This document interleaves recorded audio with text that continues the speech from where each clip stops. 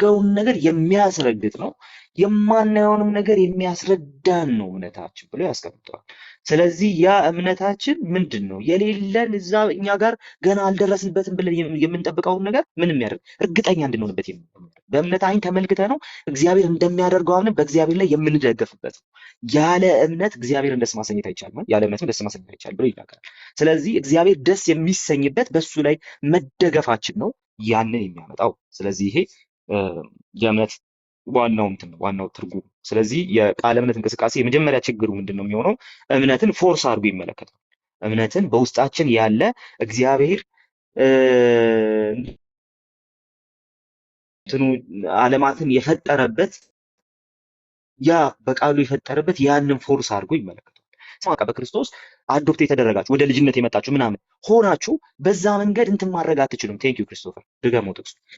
አመሰግናለሁ። ተባረክ። ሶ ያንን ያንን ፎርስ ለመያዝ እናንተ ከፍ ያለ ምን ያስፈልጋችኋል? ከፍ ያለ የሆነ ደረጃ ያስፈልጋችኋል። ኦኬ። ስለዚህ የሚሄዱበትን ዳይናሚክ በደንብ መረዳት ያስፈልጋል ማለት ነው። መጀመሪያ የሚጀምረው ትምህርቱ ከእምነት ነው። ስለዚህ ከቃላችን ጋር የሚሰራ እምነት አለ። ስለዚህ እግዚአብሔር ልክ በቃሉ ተናግሮ ነገሮችን ካለመኖር ወደ መኖር አምጥቷል አይደል? አዎ። እናንተ ደግሞ በእምነት ነገሮችን እንትን ማድረግ ትችላላችሁ፣ ስጋ ማልበስ ትችላላችሁ የሚል ሀሳብ ብዙውን ጊዜ ኦቨርላፕ የሚያደርጉ ምልከታዎች ናቸው። የቃል እምነት እንቅስቃሴና ብልጽግና ወንጌል ኦቨርላፕ የሚያደርጉ ነገሮች ናቸው፣ ግን ደግሞ እንትን አላቸው፣ ትንሽ ዲስቲንክሽን አላቸው። ስለዚህ ሁለቱም ግን በጣም መርዛማ ትምህርቶች ናቸው። ሶ የቃል እምነት እንቅስቃሴ የመጀመሪያው ነገሩ እምነትን የሚመለከተው በእግዚአብሔር ላይ ያለን ፍጹም መደገፍ አድርጎ ሳይሆን በዛ መንገድ አይደለም። እምነትን የሚመለከተው ፎርስ አድርጎ ነው የሚመለከተው። ፎርስ ኦፍ ፌዝ ብለው እነ ኬኔት ኮፕላድ ጭምር እንትን ሲያደርጉት ትመለከታላችሁ፣ ሲያስቀምጡት ትመለከታላችሁ። ፎርስ ነው፣ በቃ እምነት ፎርስ ነው፣ ኃይል ነው ብለው ያስባሉ። ስለዚህ ያ ኃይል ከአንደበታችሁ ቃል ጋር የሚሰራ ኃይል። ስለዚህ እንደዚህ አይነቱን ነገር ፕሮሴስ ለማድረግ ምን መሆን የለባችሁምና እንደዚህ አይነቱን ኃይል ፖዘስ ለማድረግ እናንተ ሚር ፐርሰን ብቻ መሆን የለባችሁም፣ ትናንሽ አምላኮች መሆን አለባችሁ። ዩሲዳ እንዴት እንደሚሄድ ማለት ነው። ምክንያቱም ያላችሁ እምነት ያላችሁት ነገር ፎርስ ነው፣ ሱፐርናቹራል ፎርስ ነው። የሆነን ነገር ወደ ማጥፋት ፈልጋል እንደሚሻል የሚያመው እንደምባችሁ ተሰጥ መሆን የለባችሁ። አምርረውም ሲፈሯት ትመለከታላችሁ ማለት ነው። እና አላውቅም እኛ እናንተ የማደጎ ልጅ አይደላችሁም ሲባል ሰው ይሄ ኃይለኛ ድፍረት ነው። ኦኬ ኃይለኛ ድፍረት ነው። ሶ ሔዋንን ሲያስታት ሰይጣን ይሄንን የተጠቀሙ ኦኬ ይሄንን የተጠቀሙ ኔትወርክ አይሰራም እንዴ? ቆይ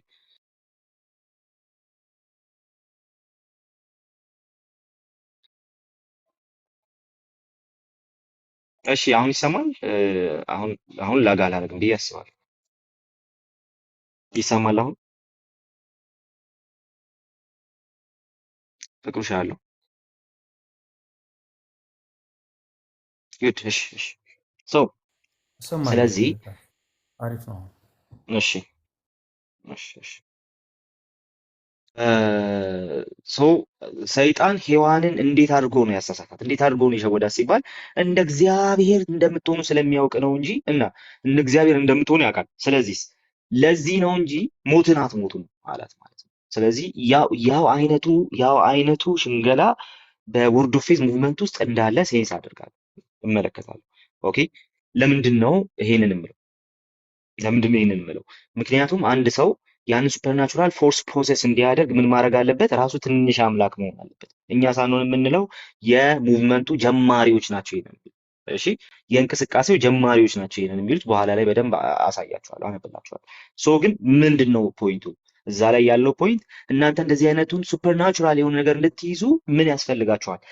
ይሄ እንትንን ይሄ አዶፕትር ምናምን የሚለውን ነገር ኮምፕሊትሊ መተው አለባችሁ።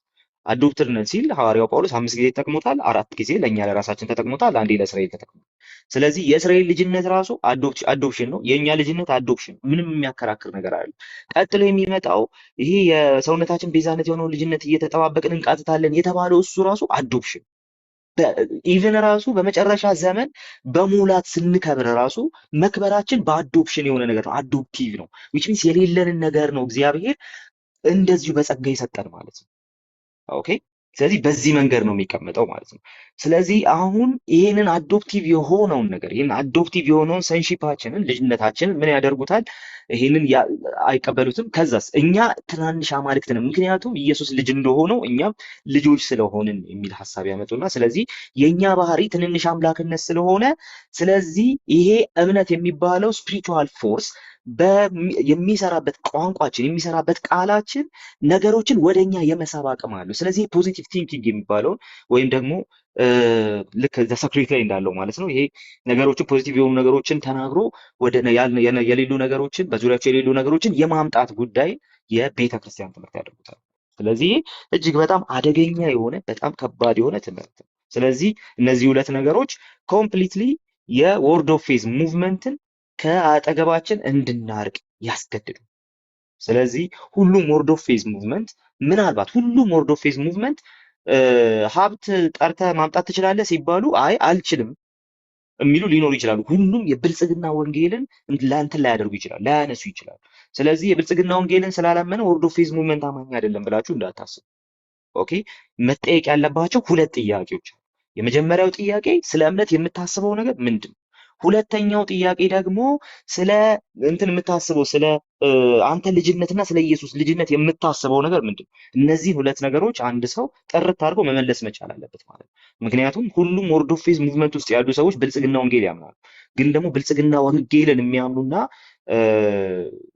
ሁሉም ብልጽግና ወንጌል የሚያምኑ ሰዎች ወርድ ኦፍ ፌዝን ያምናሉ። ነገር ግን ብልጽግና ወንጌልን የሚያምኑና ወርድ ኦፍ ፌዝን የሚያምኑና ብልጽግናን አንቀበልም የብልጽግና ወንጌልን አንቀበልም የሚሉ ሰዎች ግን እንዳሉ እንትን እንዳትረሱ ማለት ነው። ስለዚህ እነዚህን ሁለት ነገሮች ሳንረሳ ነው የምናወራው። ይሄ ደግሞ ወደ አንድ አቅጣጫ ይወስደናል። እሱም ምንድን ነው?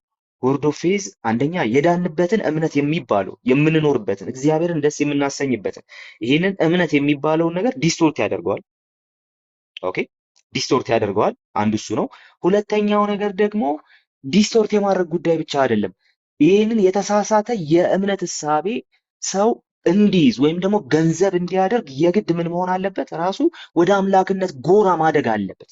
ስለዚህ እነዚህን ሁለት ነገሮች ነው ይዘው የሚሄዱት ማለት ነው። የወርድ ኦፍ ፌዝ ሙቭመንት ሰዎች እነዚህን ሁለት ነገሮች ናቸው ይዘው የሚሄዱት።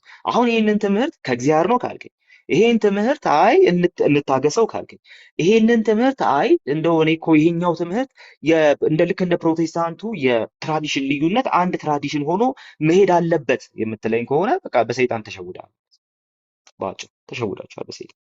ለምንድነው እንደዛ የምንለው? እንደዛ የምንልበት ትልቁ ምክንያት ኦኬ የትራዲሽን ልዩነቶቻችን ከዚህ ከወርድ ኦፍ ፌዝ ሙቭመንት ጋር ኮምፕሊትሊ የሚገናኙ ስላልሆኑ። ለምን? የመጀመሪያው የዳንበትንና የዳንበትንና እንደዚሁም ደግሞ እግዚአብሔርን ደስ እያሰኘን የምንኖርበትን እምነት የሚባለውን ነገር ዲስቶርት አድርጎታል። ዲስቶርትድ የሆነውን ያንን አይዲያ ዲስቶርትድ የሆነውን ያንን እሳቤ ደግሞ ለመያዝ የግድ ፕሮሴስ ለማድረግ ሰውን ወደ አምላክነት ተራ ከፍ ማድረግ ስላለባቸው ሰውን ወደ አምላክነት ተራ ከፍ አድርገውታል።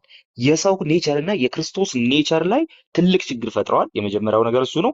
ሁለተኛው ነገር ደግሞ እምነት የሚባለውና ዋናው የክርስትና በጣም ቤዚክ የሆነው ጉዳይ ላይ ደግሞ ትልቅ የሆነ የማበላሸት ስራ ሰርተዋል። እነዚህ ሁለት ነገሮች እነዚህ ሰዎች ከእግዚአብሔር አይደሉም፣ ትምህርታቸው ከሰይጣን እንጂ ከእግዚአብሔር አይደለም ለማለት በቂ ነው ብዬ አስባለሁ። ታዲያ ይሄ ክሌምህ ትክክል አይደለም የምትሉ ሰዎች ካላችሁ እስቲ አንዳንድ ነገር ላንብብላችሁ። እንደው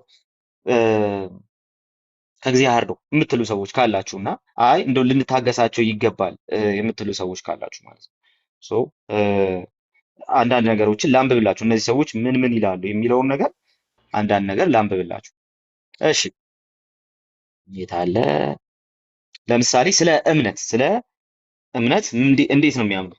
ስለ እምነት ምንድን ነው የሚያስቡት የሚለውን ነገር የተወሰነ ነገር ላሳያችሁ። እነዚህን አርቲክሎች አስቀምጥላችኋለሁ፣ ቴሌግራም ላይ ቻናል ላይ አስቀምጥላችኋለሁ፣ እናንተም ታያችኋላችሁ።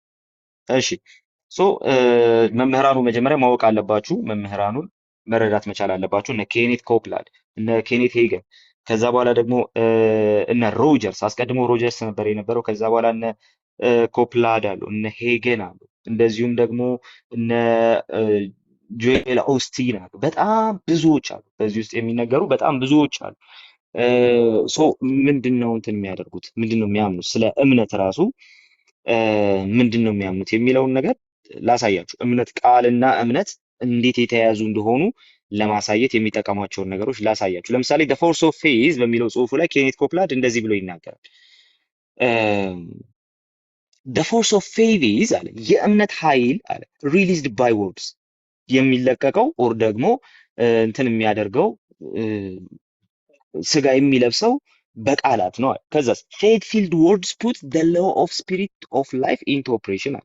ስለዚህ በእምነት የተሞሉ ቃላት አለ እሺ የመንፈስን ህግ አለ እና ወደ ምን ያመጣል? ወደ የህይወት መንፈስን ህግ አለ ወደ ኦፕሬሽን ወደ ተግባር ያመጣዋል። ኦኬ ይሄን የሚለው ኬኔት ኮፕላንድ።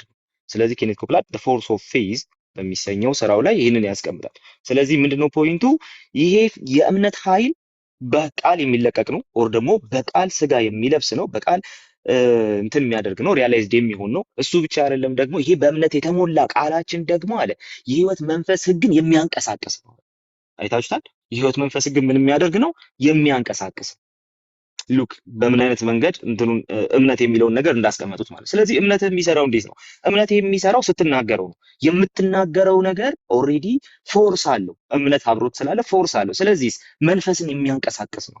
የህይወት መንፈስ ህግ የሚለውን የሐዋርያው ጳውሎስን የሮሜ ምዕራፍ 8ን ሐሳብ ይዞ ይመጣና እጅግ በጣም አደገኛ በሆነ መልኩ ይጠመዝዟል ማለት። የህይወት መንፈስ ህግ የሚለውን ሐሳብ ከዚህ በፊትም ለማንሳት ሞክሬያለሁ መሰለኝ። የህይወት መንፈስ ህግ የሚለው ነገር በቀጥታ የህይወት መንፈስ ህግ የሚለው ነገር የሚገናኘው እኛ በእምነት ህያው ከሆንም በኋላ በመንፈስ ቅዱስ ህያው ከሆንም በኋላ ህጉ ከኛ በታች ሆኖ ላይፍ ስታይላችን እንጂ የሚያኖረና የሚገለን ጉዳይ ሆኖ እየኖረ እንዳልሆነ የሚያሳየው። ስለዚህ ይሄ በቀጥታ ከእንትን ጋር ያልተገናኘ ነው። ከዚህ ከወርድ ኦፍ ፌዝ ሙቭመንትም ጋር በእምነት ከተናግረው ነገር ከማድረግም ጋር ፈጽሞ የተገናኘ አይደለም። ከዚህ ጋር የተገናኘ ነገር የለውም። ኦኬ ስለዚህ ግን እነ ኬኔት ኮፕላንድ በዚህ መንገድ ያስቀምጡታል። የህይወት መንፈስ ግን ወደ ኦፕሬሽን የሚያመጣው ወደ ተግባር የሚያመጣው ወደ ስራ የሚያመጣው አለ ኬኔት ኮፕላንድ ምንድነው አለ በእንትን የተሞሉ በመንፈስ የተሞላ ቃላችን ነው አለ። ስለዚህ መንፈስ ይሄንን በእምነት የተሞላ ቃላችን ነው አለ። ስለዚህ ይሄ የእምነት ኃይል በቃላት የሚለቀቅ ነው። ተናገር አምነ ተናገረው ቀጥታ ምን ያደርጋል? መንፈስ ቅዱስን ያንቀሳቅሰዋል። ያንን ኃይል ያንቀሳቅሰዋል ምናምን። ስለዚህ ልክ ዘሰክሬት ላይ ልክ እንደሚቀመጠው ማለት ነው። ኦኬ ዘሰክሬት ላይ እንደሚቀመጠው ማለት ነው። አንተ ፖዚቲቭ ነገር አስብ፣ ፖዚቲቭ ነገር ተናገር። ዩኒቨርስ ደግሞ የተናገርከውና ያሰብከውን ያንን ፖዚቲቭ ነገር ወደ አንተ ለማምጣት ከአንተ ጋር ምን ያደርጋል? ያሴራል ወይም ደግሞ ኮንስፓየር ያደርጋል። ይሄ ስለ ፖዚቲቭ ቲንኪንግ የሚነገር የኒው ኤጅ ሙቭመንት ትምህርት ነው። ስለዚህ በዚህ ትምህርት ውስጥ ይህንን ነገር ሲያስቀምጡት እንመለከታለን ማለት ነው። ስለዚህ በ1983 ዓመተ ምህረት እንደ አውሮፓውያኑ አቆጣጠር ኬኔት ኮፕላንድ ያስቀመጠው ነገር ነው። እንደዚሁም ደግሞ ሉክ ብዙዎቻችሁ አልተወለዳችሁ የለን ብዙዎቻችን ይህ ትምህርት በነበረ ሰዓት ማለት እሺ። አሁንም ከዚህ ሰውዬ ደግሞ አወር ኮቨናንት ዊዝ ጋድ ከሚለው ጽሁፉ ላይ ደግሞ አንድ ነገር ላንብብላችሁ። አስ አ ቢሊቨር ዩ ሃቭ ራይት ቱ ሜክ ኮማንድስ ኢን ዘ ኔም ኦፍ ጂሰስ። እንደ አማኝ አለ በኢየሱስ ክርስቶስ ስም ነገሮችን የማዘዝ ምን አለ? አቅም አለ። ኦኬ ነገሮችን የማዘዝ አቅም አለ እንደ አማኝ ማለት ነው፣ እንደ ቢሊቨር። እሺ each time you stand on the word you are commanding God to a certain extent። አይታችሁታል? በቃሉ ላይ በቆማችሁ ጊዜ ሁሉ አለ። ይሄ አሁን ከእግዚአብሔር ቃል ጋር ያለውን ግንኙነት ያለውን ኖት ላይ አይታችሁታል? ምን እያለ እንዳለ በመጀመሪያ እንደ አማኝ አለ ምን ማድረግ ትችላለህ? በኢየሱስ ክርስቶስም ነገሮችን ማዘዝ ትችላለህ አለ። ቀጥሎስ በእያንዳንዱ ጊዜ በቃሉ ላይ በቆምክ ጊዜ ሁሉ አለ የሆነ ያህል ርቀት እግዚአብሔርን እያዘዝከው ነው። you are commanding God a certain extent because it is his word። የራሱ ቃል ስለሆነ የቆምክበት ቃል የሱ ቃል ስለሆነ አምነህ ባዘዝክና ኮማንድ ባደረክ ጊዜ ምን ይሆናል? እግዚአብሔርን እስከሆነ ርቀት ድረስ ምን እያረከው ነው? እያዘዝከው ነው። this is really vicious የሆነ ነገር፣ ሰይጣናዊ የሆነ ጉዳይ ማለት ነው። እግዚአብሔርን እያዘዛችሁት በቃ ቃሉ ላይ ቆማችሁ ስትናገሩ እግዚአብሔርን እያዘዛችሁት አይታችሁታል።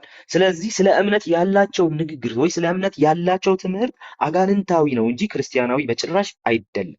ወርድ ኦፍ ፌዝ ሙቭመንትን አምናችሁ ወርድ ኦፍ ፌዝ ሙቭመንትን ተቀብላችሁ እንደ ክርስቲያን እንቆማለን ማለት አትችሉም። ከልትም በዚህ ጉዳይ ላይ ዲቤት የሚጠራሩ ሰዎች አይቻል። ወርድ ኦፍ ፌዝ ሙቭመንትን ይዤ ዲቤት ልግባ የሚሉ ሰዎችንም አይቻል። ኖ አጋንንታዊ ነው።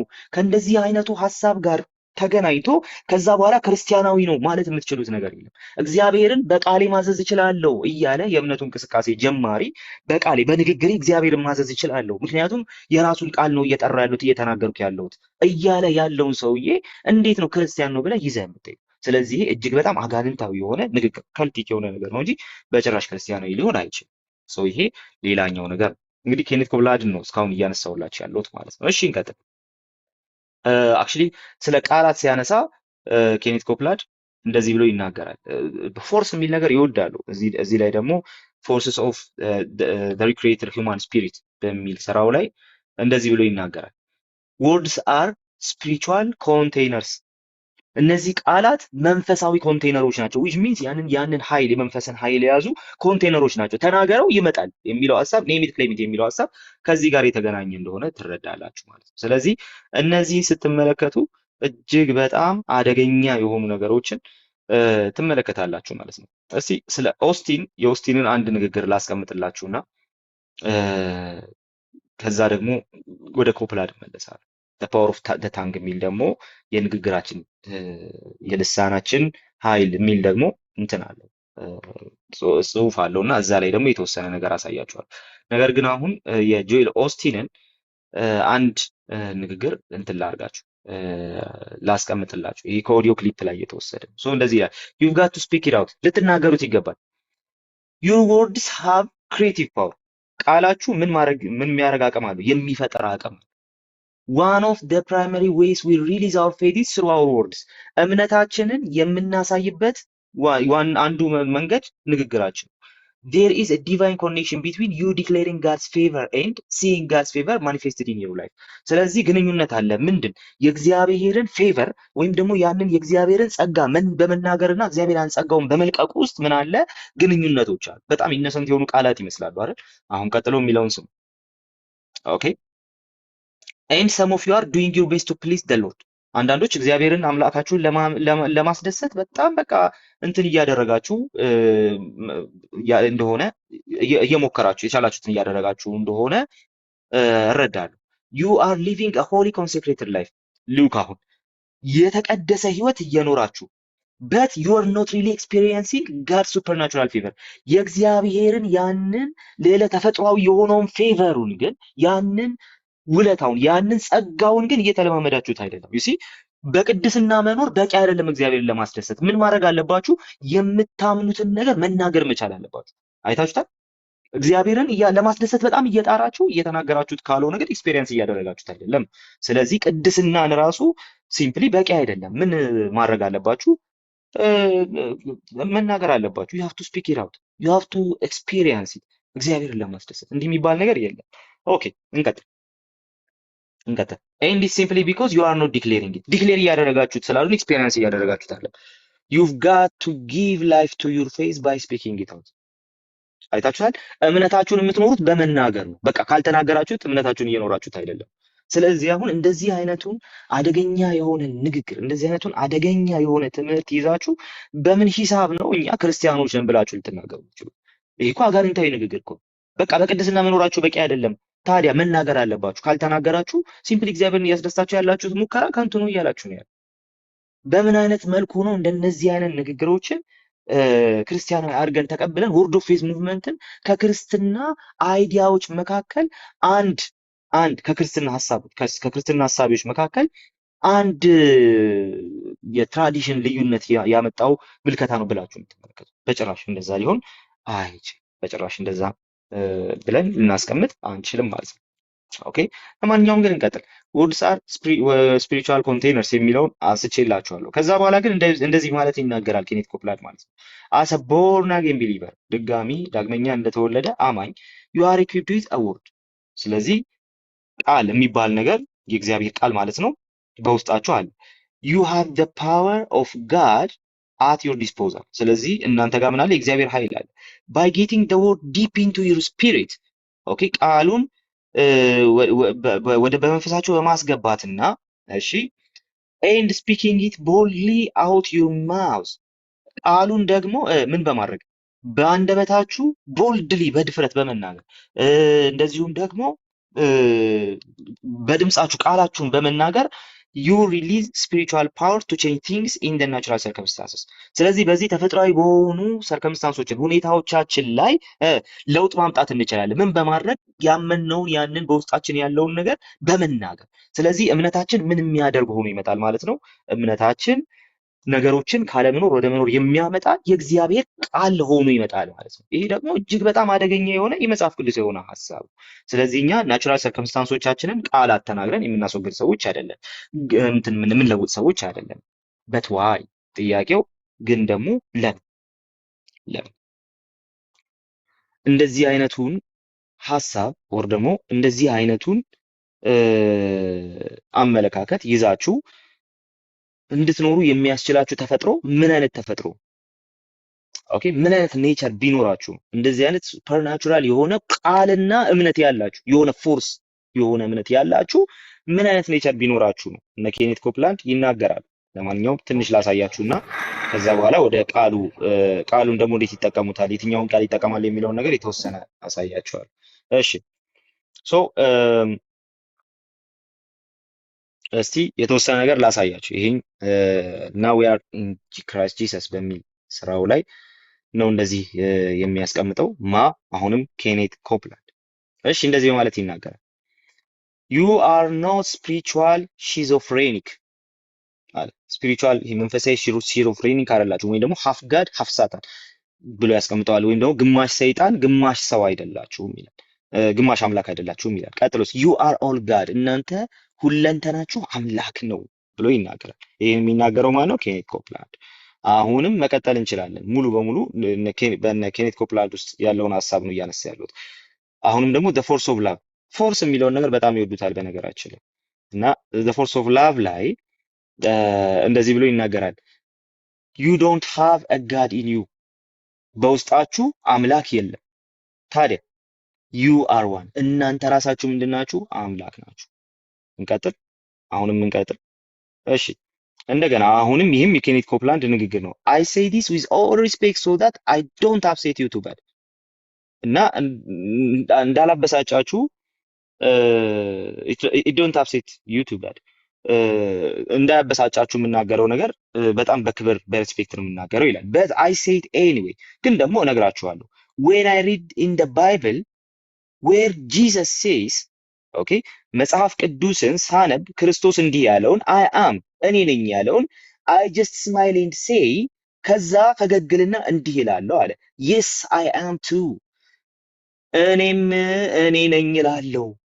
በቅርቡ አንድ ወገናችን አንድ ነገር ሲናገር ሰምታችሁታል። ኢየሱስ ክርስቶስ ብርሃን ነው፣ እኔም ብርሃን ነኝ። ኢየሱስ ሕይወት ይሰጣል፣ እኔም ሕይወት እሰጣለሁ እያለ ሲናገር ሰምታችሁታልና ከዛ ጋር ፈጽሞ የተገናኘ ነገር እዚህ ቦታ ላይ ትመለከታላችሁ። ሶ ምን እያለ ነው ያለው? አዎ በቃ ሊያበሳጫችሁ ቢችልም ይሄን ግን እናገራለሁ አለ። እሺ ምንድነው የምትናገረው? እስቲ ንገረን። ኢየሱስ ክርስቶስ እኔ ነኝ ያለውን ቦታ ስመለከት ፈገግልና አዎ እኔም ነኝ ይላለሁ። ስለዚህ ራሱን በኢየሱስ ክርስቶስ ደረጃ ልክ አስቀምጦ ሲናገር ትመለከቱታላችሁ። ስለዚህ ይሄ እንግዲህ እነ ኬኔት ኮፕላንድ በዛ መንገድ የሚያስቀምጡት ነው።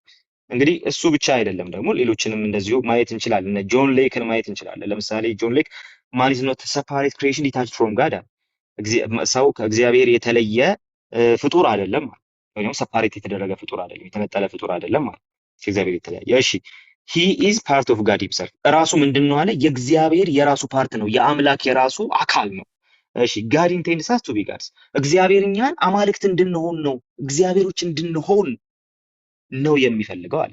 the inner man is the governor፣ ውስጠኛው ሰውነታችን ገዢ ነው። the true man that Jesus said was a god። ኦኬ ስለዚህ ኢየሱስ ክርስቶስ እውነተኛ ያለው ያ ሰው ውስጡ ሰውነታችን ማለት ነው አምላክ ነው እያለ ይናገራል። ይሄ ጆን ሌክ የሚባል ሰው የተናገረው።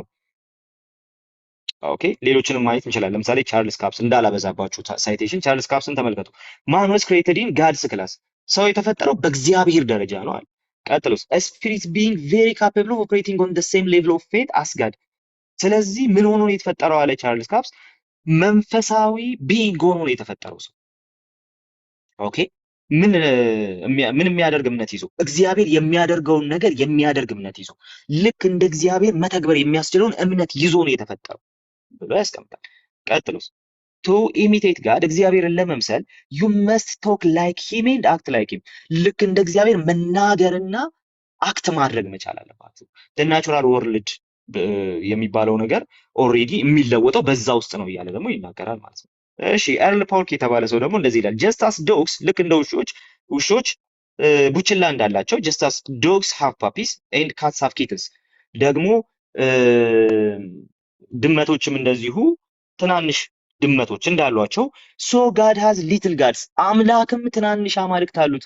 ኤንድ ዊ ቢጊን ቱ አክት ላይክ ሊትል ጋድስ ልክ ስለዚህ እኛ ምን ማድረግ አለብን? እንደ ትናንሽ አማልክት መንቀሳቀስ አክት ማድረግ መቻል አለብን። ሂ ሴይስ ዘ ቸርች ካናት ማኒፌስት ዘ ኪንግደም ኦፍ ጋድ አንቲል ዴይ ስታርት አክቲንግ ላይክ ጋድ። ስለዚህ ይህንን እያለ ያለው ኢየሱስ ክርስቶስ እግዚአብሔር ራሱ ይህን እያለ ነው። ምን እያለ ነው ያለው? ቤተ ክርስቲያን ራሱ የእግዚአብሔር መንግስት ልትገልጥ የምትችለው ምን ማድረግ ሲችሉ ነው? ምን ማድረግ ሲችሉ ነው? አማኞች ምን ማድረግ ሲችሉ ነው? ልክ እንደ አማልክት መንቀሳቀስ ሲችሉ ነው። መንቀሳቀስ ሲችሉ እያሉ ያስቀምጣሉ። ስለዚህ እነ ኬኔት ኮፕላድ እና የእነሱን ትምህርት ተከትለው የመጡ እነ ኬኔት ሄገን፣ እነ ጆን ሌክ፣ እነ ቻርልስ ካፕስ ጭምር እንደነዚህ አይነት ትምህርቶችን ያስተምራሉ። ኦኬ። ስለዚህ የቃለ እምነት እንቅስቃሴ በሁለት ቴኔቶች ላይ የቆመ ነው ብያቸዋል አይደለ? ሁለት ዋና ዋና ሀሳቦችን የያዘ ነው የቃለ እምነት እንቅስቃሴ። የመጀመሪያው ነገር እምነትን ፎርስ ነው ብለው ያስቀምጠዋል።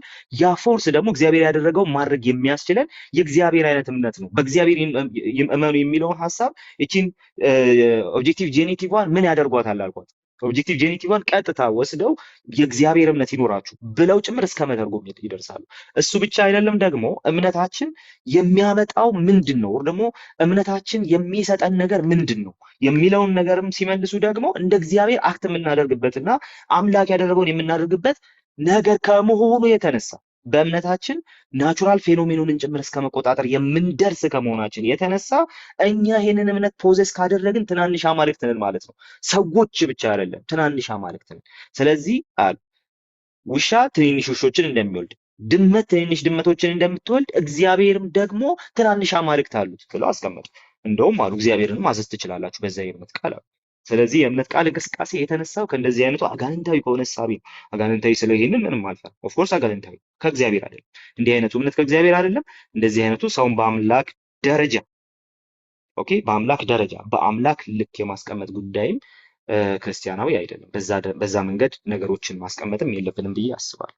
ሶ ይሄ እንግዲህ የቃለ እምነት እንቅስቃሴ በጣም በጣም በጣም አደገኛ የሆነ አካሄድ ነው። ሶ በምንም መልኩ እነዚህን ትምህርቶች ይዘን መገኘት የለብን። ያ ክርስቶፈር ሰው መንፈስ ነው የሚለው ነገር የሚመጣው እኔ ትንሽ አምላክ ነኝ፣ ኢየሱስ ክርስቶስ ልጅነቱ ከመለኮትነቱ የሚነሳ አይደለም፣ ልጅነቱ ከሰውነቱ የሚነሳ ነው የሚሉ ትምህርቶች በሙሉ ከዚህ ጋር የመጡ ናቸው። ምክንያቱም ልጅነቱ መለኮትነቱን ያሳያል ካሉ እነሱም ኦልሬዲ ያንን ትናንሽ አማልክት ነን ያሉትን ነገሮች ላያመጡ ኦልሬዲ እዛ ውስጥ ላይ ገቡ። ስለዚህ የኢየሱስን ልጅነት ታች ያወሩታል፣ አዶፕቲቭ ያደርጉታል። ስለዚህ እንደነዚህ አይነት ነገሮች የመጡበት ምክንያት ኦኬ፣ እንደነዚህ አይነት ነገሮች የመጡበት ምክንያት ሰው ራሱ ላይ ያተኮረ ወይም ደግሞ ሰልፍ ሴንተርድ የሆነ ዶክትሪን ማምጣት ሲጀምር የቃለ እምነት እንቅስቃሴና የብልጽግና ወንጌልን ኮምፕሊትሊ መራቅና አጠገቡ እንዳትደርሱ ሆናችሁ ዞር ማለት አለባችሁ። ስለዚህ ይሄንን ልበልና ወደ የተወሰኑ ጥቅሶችን አይተን እንጨርስ። ወደ ጥያቄና መልስ እንቀጥል።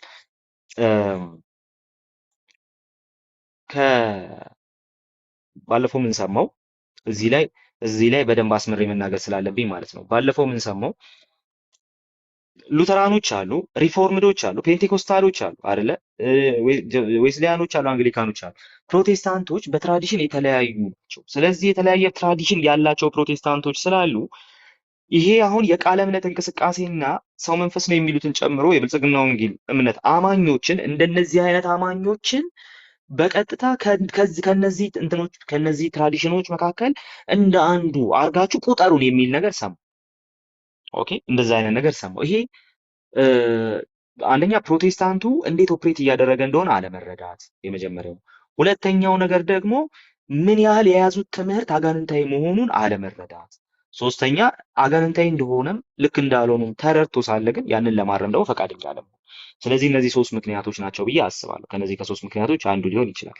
ሰው ግን ከፕሮቴስታንቱ ትራዲሽኖች መካከል የተወሰነ ነገር ላስቀምጥላችሁ። የኛ ኤክሌሲዮሎጂ በተደጋጋሚ እናገራለሁ፣ በቴዎሎጂካል ትራያጅ ውስጥ የሚታይ ነገር ነው።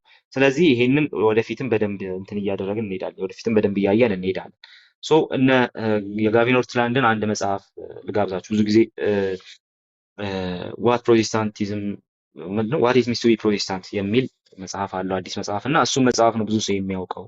ከዛ በፊት ግን መጽሐፍት አሉት፣ ሌሎች ሁለት መጽሐፍት አሉት እኔ እንኳን ማውቃቸው ማለት ነው። ሶ አንዱ መጽሐፉ ፋይንዲንግ ደ ራይት ሂል ቱ ዳይ የሚል መጽሐፍ ነው። ስለዚህ እዛ መጽሐፍ ላይ እንደው የምንጋደልላቸው እንደ ፕሮቴስታንት ይሄ መነካት የለባቸው የምንላቸው ዶክትሪኖች ምን ምንድን ናቸው? እንደዚሁም በዲኖሚኔሽን ደረጃ የምንለያይባቸው ዶክትሪኖች ምን ምንድን ናቸው? እንዲሁም ደግሞ በጣም ለሁለቱም የማይሆኑ በጣም ቴርሸሪ ዶክትሪኖች ደግሞ አሉ። ስለዚህ እንደነዚህ አይነት ዶክትሪኖች አንድ ቤተክርስቲያን ቁጭ ብለን ልንከራከርባቸው ራሱ የምንችል ነገር እንደነዚህ አይነት ዶክትሪኖች ምን አይነት ዶክትሪኖች ናቸው የሚለውን ነገር ያስረዳል። እዛ መጽሐፍ ላይ ጋቪን ኦርትራንድ ምን ይላል? ያለ አግባብ ትራዲሽኖችን ለጥጦ ትራዲሽኖች እርስ በርስ ኮምፕሊትሊ ኮሚኒኬት እንዳያደርጉ የሚያደርግ አካሄድም ፈጽሞ ስህተት ነው የሚል ነገር ያነሳል። አንድ በሉ።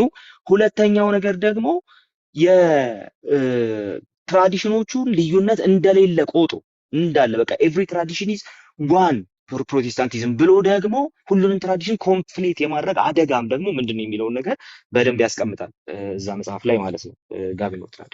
ፕራይማሪ ዶክትሪንስ የሚላቸው ነገሮች በኢየሱስ ክርስቶስ ያለን እምነት፣ የክርስቶስ መካከለኝነት፣ እንደዚሁም ደግሞ ነገረ ስላሴ፣ ትምህርተ እግዚአብሔር፣ ነገረ ክርስቶስን የመሳሰሉ ሌሎችንም ያነሳል። እንደነዚህ አይነት ነገሮች ፈርስት ኦርደር ዶክትሪን ናቸው፣ ፕራይማሪ ዶክትሪን ናቸው ይላል። ሰከንደሪ የሚላቸው ዶክትሪኖች ደግሞ አሉ። ስለዚህ እነዛ ሰከንደሪ የሚላቸው ዶክትሪኖች ደግሞ ስለ ጥምቀት ስለ እንትን እንደዛ ያሉ ነገሮችን ደግሞ ያነሳል። ስለ ሳክራመንት፣ ከዛ በኋላ ደግሞ ስለ ኦርደር ኦፍ ሳልቬሽን ለምሳሌ በሪፎርምዱ በሉትራኑ እና በፔንቴኮስታሉ መካከል ያለ የኦርደር ኦፍ ሳልቬሽን ልዩነት አለ። ይሄ ኦርዶ ሳሉቲስ የሚባለው ነገር ማለት ነው። እነዚህ ነገሮች ያነሳል። እነዚህ ነገሮች ደግሞ ሰከንደሪ ዶክትሪኖች ናቸው። ኦፍ ኮርስ ዲኖሚኔሽን ለይተን እንድንቀመጥ ያደርጉናል። ነገር ግን ለፕራይመሪዎቹ አንተ ፕሮቴስታንት አይደለህም የሚያስብሉ ግን አይደሉም የሚል ነገር ያነሳል። ስለዚህ እኛ አሁን የቃለ እምነት እንቅስቃሴ ምን ውስጥ እናስገባቸውና የእኛ ናችሁ እንበላቸው ከነዚህ እንትኖች ውስጥ ከነዚህ ትራያዦች ውስጥ ወይም ደግሞ ከነዚህ ፕራይመሪ ሰከንደሪ ካልናቸው ዶክትሪናል ካቴጎሪዎች ውስጥ የት ውስጥ እናስገባቸው? የት ውስጥ እንድናስገባቸው ፈለጉ?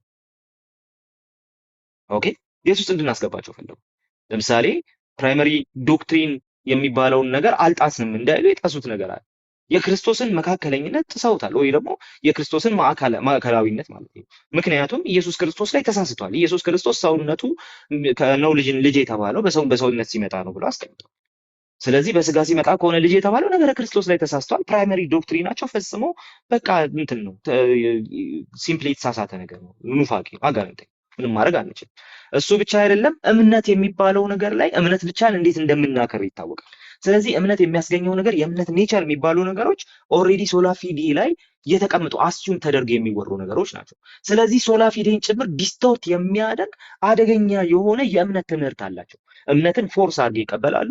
ስለዚህ እነዚህ ሰዎች አሁንም ፕራይመሪ ዶክትሪንን የጣሱ ሰዎች ናቸው። they are not Protestants anymore ማለት ነው። ስለዚህ እነዚህን ሁለት ነገሮች ይዘን እንትን ማድረግ እንችላለን። ሶስተኛ ነገረ ሰብ ላይ ደግሞ እኛ ትናንሽ አማልክት ነን አሉ። እንደውም የተፈጠርነው በአምላክ መልክ ነው። ስለዚህ የተፈጠርነው በአምላክ መልክ ነው ስንል ደግሞ ውሻ ቡችላ እንዳለው ልክ እንደዛው አምላክ ትናንሽ አማልክቶች አሉት። ስለዚህ እንደነዚህ አይነት ነገረ ሰብ ላይ የተሳሳቱ ሰዎችን እንዴት ነው ፕራይመሪ ዶክትሪናችን አንድ ነውና ስለዚህ ወደ እንትን እንምጣ፣ ወደ ፕሮቴስታንቲዝም እንምጣና አንድ ጣራ ውስጥ እናስቀምጣችሁ። ይህም በጣም አደገኛ ነው፣ ትክክልም አይደለም፣ የተሳሳተ ነው። ስለዚህ ወገኖቻችን ፕሮቴስታንቶች አይደሉም፣ ክርስቲያኖችም አይደሉም። ከልቲክ የሆነ እምነት ነው እንጂ ቅድም ያወራነው ነገር ኦልሬዲ ከልቲክ የሆነ እምነት ነው እንጂ ክርስትና ነው ብለናል። ከዚህ የተነሳ እነዚህ ሰዎች ፕሮቴስታንቶች አይደሉም፣ ክርስቲያኖች አይደሉም። እንደውም እነሱ ኦልሬዲ ከአሕዛብ የተቀዱ ትምህርቶችን ይዘው የመጡ ከመሆናቸው የተነሳ በምንም አይነት መልኩ ክርስቲያኖች ተብለው ሊቀመጡ የሚገባቸው ሰዎች አይደሉም፣ ፕሮቴስታንቶችም አይደሉም። በቃ ያ በደንብ እንትን መደረግ ያለበት መታመን ያለበት ሪያሊቲ ነው። ስለዚህ ይሄ በጣም ወሳኝ ጉዳይ። እሺ እነዚህን ሁሉ ካወራን በኋላ ግን ካልን በኋላ ግን እሺ እስቲ ጥቅሶችን እኔ ኔቸራቸውን ነገርኳችሁ። ስለ እምነትና ስለ ሰውነት ራሱ ምን እንደሚያወሩ ነገርኳችሁ። ቀጥሎ የምንመለከተው ደግሞ ጥቅሶችን እንዴት ነው የሚፈቱት? እነዚህ ሰዎች ጥቅሶች እንዴት ነው የሚፈቱት? ለምንድን ነው ይሄንን እያልኩ ያለሁበት ምክንያት አንዳንድ ጥቅሶች እዚህም በማይሆን መልኩ ሲፈቱ አይቻልም። እነዚህን ነገሮች የተወሰነ እንመልከት። ለምሳሌ ሞትና ሕይወት በአንደበት እጅ ናቸው፣ የሚወዷትም ፍሬዋን ይበላሉ የሚል ሐሳብ አለ። ስለዚህ ሞትና ሕይወት በአንደበት እጅ ናቸው ይላል፣ የሚወዷት ደግሞ ፍሬዋን ይበላሉ ብሎ ይናገራልና ኦኬ ስለዚህ መጽሐፍ ቅዱስ ይህንን የሚናገር ከሆነ እኛ በአንደበታችን ተናግረን ምን ማድረግ እንችላለን? ሀብትን ማምጣት እንችላለን፣ የሆነ ነገርን ማምጣት እንችላለን። አንደበታችን ላይ ኃይል አለ ማለት ነው ብለው ይፈታሉ። ይህን ጥቅስ በዛ መንገድ ይፈታሉ። ክፍሉ ግን የሚናገረው ነገር አለ። ሞትና ሕይወት በአንደበት እጅ ናቸው ብሎ የሚናገረው ነገር አለ። ታዲያ እነዚህ አይነት የንግግር ነገሮችን ስንመለከት ምሳሌ ላይ እንደዚሁም ደግሞ ሌሎችም የመጽሐፍ ቅዱስ ክፍሎች ላይ ስንመለከት ኦፍ ኮርስ በአንደበታችን ላይ ኃይል አለ። አንደበት ላይ ኃይል የለም ማለት ያለው ኃይል ግን ያ ሱፐርናቹራል የተባለ ነገሮችን ካለመኖር በመኖር የሚያመጣ የቃለ እምነት እንቅስቃሴ አይነት ኃይል አይደለም። ኦኬ ወንድማችንን መከራ ውስጥ ያለን ወንድማችንን ወይም ደግሞ ችግር ውስጥ ያለው ወንድማችንን ማጽናናትና በችግሩ ላይ ደግሞ በንግግራችን መጉዳት ሁለት የተለያዩ ነገሮች ናቸው። በንግግራችን ሰዎችን ልናንጽበት እንችላለን፣ በንግግራችን ሰዎችን ልናፈርስበት እንችላለን። ያዕቆብ እንደተናገረው ማለት ነው። ያዕቆብ ይህንን አይደለ በዚሁ አንደበታችን አለ በዚሁ አንደበታችን በእግዚአብሔር መልክ የተፈጠሩትን እንረግማለን፣ በሱ ደግሞ እግዚአብሔር ራሱን እንባርካለን አለ። ከአንድ ምንጭ የሚቀዳ ሁለት አይነት ውሃ ነው አይደለ? ስለዚህ አንደበታችን ለአንዱ ነው መሆን የሚችለው። ለምን ሲባል አንደበት እኮ እሳት ነው። ኦኬ አንደበት እሳት ነው። ስለዚህ ብቻ ታንጋችን ምላሳችን በአፍ ውስጥ ያለች ትንሽዬ ብልት ናት፣ ግን የፍጥረትን ሩጫ የሚገታ አቅም አላት። ለምን ሲባል በአንደበታችን የምናደርጋቸው ነገሮች አሉ፣ የምንሰራቸው ነገሮች አሉ። በአንደበታችን የምናፈርሰው ነገር አለ፣ በአንደበታችን የምንገነባው ነገር አለ። ይሄ የታወቀ ነገር። ለምን ሲባል የሆነ ሱፐርናቹራል የሆነ እምነት በአንደበታችን እየተናገርን ሳይሆን ነገር ግን ከአንደበታችን የሚወጣ ነገር ሰዎች ላይ የሚፈጥረው ኢምፓክት ስላለ እንደዚሁም ራሳችንም ላይ የሚፈጥረው ኢምፓክት ስላለ ስለዚህ መልካም ምላስ አለ ሰለሞን ሲናገር ቁጣን ታበርዳለች ያለ። መልካም ምላስ ቁጣን ታበርዳለች ያለ ምንድነው ፖይንቱ ሲባል አዎ መልካም የሆነ አንደበት መልካም የሆነ ንግግር ያለው ሰው አዎ እንትን ያደርጋል። ኢቭን በጣም ተቆጥቶ የመጣን ነገር ለጥፋት የመጣን ነገር ጭምር ይመልሳል። አመፀኛ ምላስ በራሱ ላይ መከራን ያመጣል። ታወቀ ነገር። ስለዚህ በዛ መንገድ የሚቀመጥ ነው እንጂ በአንደበቴ የሆነ ነገር ተናግሬ ጤንነቴ መጎተት እችላለሁ። በአንደበቴ የሆነ ነገር ተናግሬ ሀብትን መጎተት እችላለሁ።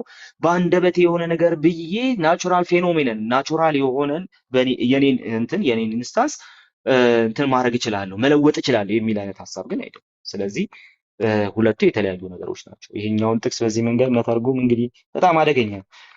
ብዙውን ጊዜ ሲጠቀስ የምመለከተው ኦልሬዲ ንግግሮቻቸውን ስመለከት ራሱ ከድሮ ጀምሮ የሚጠቅሷቸው አንዳንድ ጥቅሶች መካከል አንዱ ዋናው ደግሞ ማርቆስ ወንጌል ምዕራፍ 11 ላይ ያለ ሀሳብ ነው። ምን ይላል ጌታችን ኢየሱስ ክርስቶስ? እርሱም መልሶ እንዲህ አላቸው፣ በእግዚአብሔር እመን በእኔም ደግሞ እመን። በእግዚአብሔር እመን፣ እውነት እላችኋለሁ ማንም ይህን ተራራ ተነቅለህ ወደ ባህር ተወርወር ቢል የተናገረውም እንዲሁም ቢያምን በልቡ ሳይጠራጠር የተናገረው ይሆንለታል። ስለዚህ እላችኋለሁ የለመናችሁትን የጸለያችሁትን ሁሉ እንዳገኛችሁ እመኑ ይሆንላችሁም። ምን ነው ፖይንቱ? ችግሮችህን እያየህ ተራራዎችህን እያየህ ምን አድርግ? ተናገርባቸው፣ ኮንፌስ አድርግባቸው እመንና ተራራው ይናዳል። የመጀመሪያው እዚህ ላይ ማየት ያለብን ተራራ የሚለው ሀሳብ ሜታፎሪክ ነው። ስለዚህ ይህን ተራራ ተነቅለ የሚለውን ነገር ኮምፕሊትሊ የሆነ ናቹራል ተራራ እንደሆነ ማንም ሰው እንትን አያደርግም፣ ማንም ሰው አይጠብቅም ማለት ነው። ስለዚህ ይሄ ተራራ የተባሉ ነገሮች ምንድን ናቸው? ኦኬ ምንድን ናቸው የሚለውን ነገር በደንብ ማጥናት ያስፈልጋል ማለት ነው። ስለዚህ ተራራ የተባለው ነገር ኮምፕሊትሊ በእምነታችን በእግዚአብሔር ላይ ያለን እምነት መውጣት የማይችለው ዳገት እንደሌለ መውጣት የማይችለው ቻሌንጅ እንደሌለ የሚያሳይ ነው። ስለዚህ አምናችሁ የምትናገሩት በሙሉ ይሆናል። እምነታችሁ የሆነ ፎርስ ስላለው አይደል? ፖይንቱ እሱ አይደለም። ምክንያት ሲባል ስለ ጸሎት የተነገረን ነገር ምክንያቱም እዚህ ክፍል ላይ እየተነገረ ያለው ነገር ምንድነው? በእግዚአብሔር እመኑ እያለ እየተናገረ ስለሆነ ማለት ነው። በእግዚአብሔር አምናችሁ ደግሞ የጸለያችሁት ነገር ሁሉ እንዳገኛችሁት እመኑ እያለ የተናገረ ስለሆነ አምነን ወደ እግዚአብሔር የምንጸልየውን ነገር እግዚአብሔር የሚያደርገው መሆኑን የማሳየት ጉዳይ ነው። ይሄ በእግዚአብሔር እመኑ የሚለው ባለፈው ብያቸዋለሁ፣ ዛሬም ብያቸዋለሁ። ኦብጀክቲቭ ጄኔቲቭ ነው። ምን ማለት ነው ኦብጀክቲቭ ጄኔቲቭ ማለት? ሲምፕሊ በአንድ ነገር ላይ ያለን መደገፍ የሚያሳይ ነው። ስለዚህ በእግዚአብሔር እመኑ ማለት የእግዚአብሔር አይነት እምነት ይኑራችሁ ማለት አይደለም። ተሜ እንዳለው ጋድ ካይንድ ፌዝ እንደዛ አለው። የእግዚአብሔር እምነት ማለት አይደለም። ታዲያ ሲባል በእግዚአብሔር እመኑ፣ በራሱ በእግዚአብሔር ላይ ተደገፉ። በእግዚአብሔር ላይ ተደግፋችሁ አምናችሁ የምትጸልዩትን ነገር እንዳገኛችሁት አምናችሁ ጸልዩ። ልክ ሐዋርያው ማነው ያዕቆብ እንደሚለው ማለት ነው። ያዕቆብ እንደሚለው አዎ ሳትጠራጠሩ ለምኑ። ከእግዚአብሔር አንዳች የማያገኘው ሰው በመጠራጠር የሚያደርገው ሰው ነው ብሎ እንደሚናገረው ማለት። ስለዚህ ያዕቆብ ያንን ይናገራል። እዚህ ጋርም ጌታ ኢየሱስ ክርስቶስ ማርቆስ ወንጌል ላይ የሚናገረው ነገር ተመሳሳይ ነገር ነው። ግን አሁን ጥያቄው መጠየቅ ያለበትና መነገር ያለበት ምንድነው? ዋናው ፖይንት ኦኬ ሳትጠራጠሩ ለምኑ ይሆንላችኋል ብሎ ጌታ ቃል ገባልን። ግን ደግሞ የጸሎት ሙሉ ቴዎሎጂ ምን ይመስላል? ሄርሜኔቲክስ ይህንን የያዘ ነው። የጸሎትን ሙሉ ቴዎሎጂ በሚጻረር መልኩ አንድን ጥቅስ ልንፈታ አንችልም። አንድ ጥቅስ ከጠቅላላው የጸሎት ቴዎሎጂ ተነጥሎ ሊታይ ስለማይችል ማለት። ስለዚህ ጠቅላላው የጸሎት ነገረ መለኮት ምንድን ነው የሚለውን ነገር ማየት አለብን። ጠቅላላው የጸሎት ነገረ መለኮት እንደዚህ ነው። አዎ አንተ እግዚአብሔርን ትለምናለህ። የምትለምነው ደግሞ አያደርገውም እኮ ልጠይቀው እንጂ ምን እያልክ አይደለም። እንደዛ እያላችሁ አይደለም። ኦኬ እንደዛ እያላችሁ በጭራሽ እንደዛ እያላችሁ አትጠይቁ። አይመስላችሁ? አያደርገውም እኮ ግን ልሞክር አትሉ። ታዲያ ያደርግልኛል ይሆንልኛል ብላችሁ እግዚአብሔር ይሰራልኛል ብላችሁ ጸልዩ። ጸሎታችሁን በዛ መንገድ አቅርቡ። የምታቀርቡትን ጸሎት ማለት ነው። እግዚአብሔርስ የእግዚአብሔር ፈቃድ ከሆነ እግዚአብሔር ያንን ጸሎት ይመልሳል። ፈቃዱ ካልሆነ ደግሞ አይመልሰውም። መመለስ ምንድን ነው? ኢን አፈርማቲቭ ኦኬ ሆኖልሃል ማለት ነው። ስለዚህ ሆኖልሃል ብሎ አፈርም ላያደርግህ ይችላል። ለምሳሌ ሐዋርያው ጳውሎስ የሚዋጋኝ የሰይጣን መልእክተኛ ተሰጠኝ አለ። አንዳንዶች በሽታ ነው ብለው ይናገራሉ። ብዙዎቻችሁ በሽታ ነው ብለው ይናገራሉ። ታዲያ 3 ጊዜ ለመንኩት አለ እግዚአብሔርን ማለት ነው። ይህንን ነገር ውሰድልኝ ብዬ 3 ጊዜ ለመንኩት አለ። ነገር ግን ኃይሌ በድካም ይፈጸማል፣ ጸጋዬ ይበቃሃል አለኝ። ስለዚህ እግዚአብሔር የለመነውን ነገር አድርጎለታል። አምኖ ነው የለመነው። ግን አድርጎለታል? አላደረገም። አይ አላደርግልህም፣ እንደውም ኃይሌ በድካም ስለሚፈጸም ይሄ የኔ ክብር የሚገለጥበት ነው ፖይንቱ። ስለዚህ አላደርግልህም። ኦኬ። ስለዚህ ሐዋርያው ጳውሎስ አምኖ የጸለየው ነገር ሁሉም ካልሆነለት እናንተ አምናችሁ የጸለያችሁት ሁሉም ነገር ይሆንልኛል ብላችሁ እንዴት ትጠብቃላችሁ? ሲምፕሊ እነሱ ደግሞ ስለ ጸሎት አይደለም፣ ስለ ኮንፌስ ስለማድረግ ስለ መናገር ነው የሚያወሩት ማለት ነው። ክፍሉ እዚህ ጋር የሚናገረው ተነቅለ ተወርወር ስለሚል ነገር ብቻ ሳይሆን አምኖ ስለመጸለይ። ምን ማለት ነው? አምኖ የመጸለይ ጉዳይ መጥቶ ተራራው ተነቅለ ተወርወር ብትሉት የሚለው ሐሳብ አብሮ ተያይዞ የሚነሳ ከሆነ አብሮ ተያይዞ የሚመጣ ነገር ከሆነ ተነቅለ ተወርወር የሚለው ወርድ ኦፍ ኮንፌሽን አይደለም። ወርድ ኦፍ ኮንፌሽን በዛ መንገድ የሚቀመጥ ነገር አለ። ታዲያ ምንድነው ሲባል አምነን ከእግዚአብሔር የምንለምነውና የምንጠይቀውን ጉዳይ የሚያሳይ ነው ብለን እናስቀምጣለን። ስለዚህ ይሄ ነው ትክክለኛው የመጽሐፉ አፈታት። ምን ማለት ነው? አምነን የምንጸልየውን ነገር እግዚአብሔር ያደርግልናል ነው ፖይንቱ እሱ። ኦኬ አምነን የምንጸልየውን ነገር ያደርግልናል። ስለዚህ ይሄ ደግሞ ሐዋርያው ዮሐንስ የዮሐንስ መልእክት ምዕራፍ 5 ላይ ይሄንን በግልጽ አስቀምጠውልናል። ፍቹ ምን ማለት እንደሆነ በግልጽ ተቀምጠውልናል። ሐዋርያው ዮሐንስ ያንን ሲያስቀምጥ እንደዚህ ይላል፣ እንደ ፈቃዱ ብንለምን ይሆንልናል። ስለዚህ ቃሉ የሚናገረውን ነገር በትክክል መረዳት ያስፈልጋል። ኦፍኮርስ የምንለምነው ነገር በሙሉ እንደ እግዚአብሔር ፈቃድ ከሆነ ይሆንልናል። የምንለምነው ነገር በሙሉ ለኛ የሆነ ደስ ስለሚለን ሳይሆን እግዚአብሔር የሚያደርግልን እንደ ፈቃዱ ነው የሚያደርግልን። ስለዚህ የምንለምነውን ነገር እግዚአብሔር እንደ ቃሉ ይመልስልናል። አምነን እንደተደረገልን አምነን እንጠይቀዋለን፣ አምነን እንጸልያለን፣ አምነን ከእግዚአብሔር እንለምናለን፣ እንደተደረገልን ቆጥረን እንለምናለን። which means እግዚአብሔር አያደርገው ይሆን እያልን እየተጠራጠረን አንለምነው፣ አንጸልይም። በዛ መንገድ አንጸልይም። ግን ደግሞ አምነን እንጸልያለን። እግዚአብሔር ፈቃዱ ከሆነ ያደርግልን። አምነን የምንጸልየውን ነገር እግዚአብሔር ፈቃዱ ከሆነስ አይ አላደርገውም ይላችሁ፣ አያደርገው። ስለዚህ የወርድ ኦፍ ፌዝ ሙቭመንትን ትምህርት ይሄ ቃል የሚደግፍ ነገር አይደለም ማለት ነው። ይሄ ሌላኛው ነገር። ሌላው ቅድም ያነሳሁት ሮሜ ምዕራፍ 4 ቁጥር 17 ነው። እሱኛውን ነገር አልፈዋለሁ ማለት ነው። ከዛ ቀጥሎ እንግዲህ ሁለተኛ ቆሮንቶስ ምዕራፍ 8 ቁጥር 9 ትናንትናም አንድ ቤት ስናነሳ ነበር ይሄንን ክፍልና ይሄ ክፍል ትንሽ በጣም እንትን ያደርጋል። ክፍሉን ሙሉ መመልከት አለብን፣ በአውዱ መመልከት አለብን። ይሄ እናንተ ባለጠጎች እንድትሆኑ ሀብታም ሲሆን ስለ እናንተ ድሃ ሆነ የሚለው ሀሳብ ማለት ነው። ኦኬ ይሄ በጣም በጣም በጣም የቃለ እምነት እንቅስቃሴ ላይ ያሉ ሰዎች በጣም አደገኛ በሆነ መልኩ የሚፈቱት ይሄንን ክፍል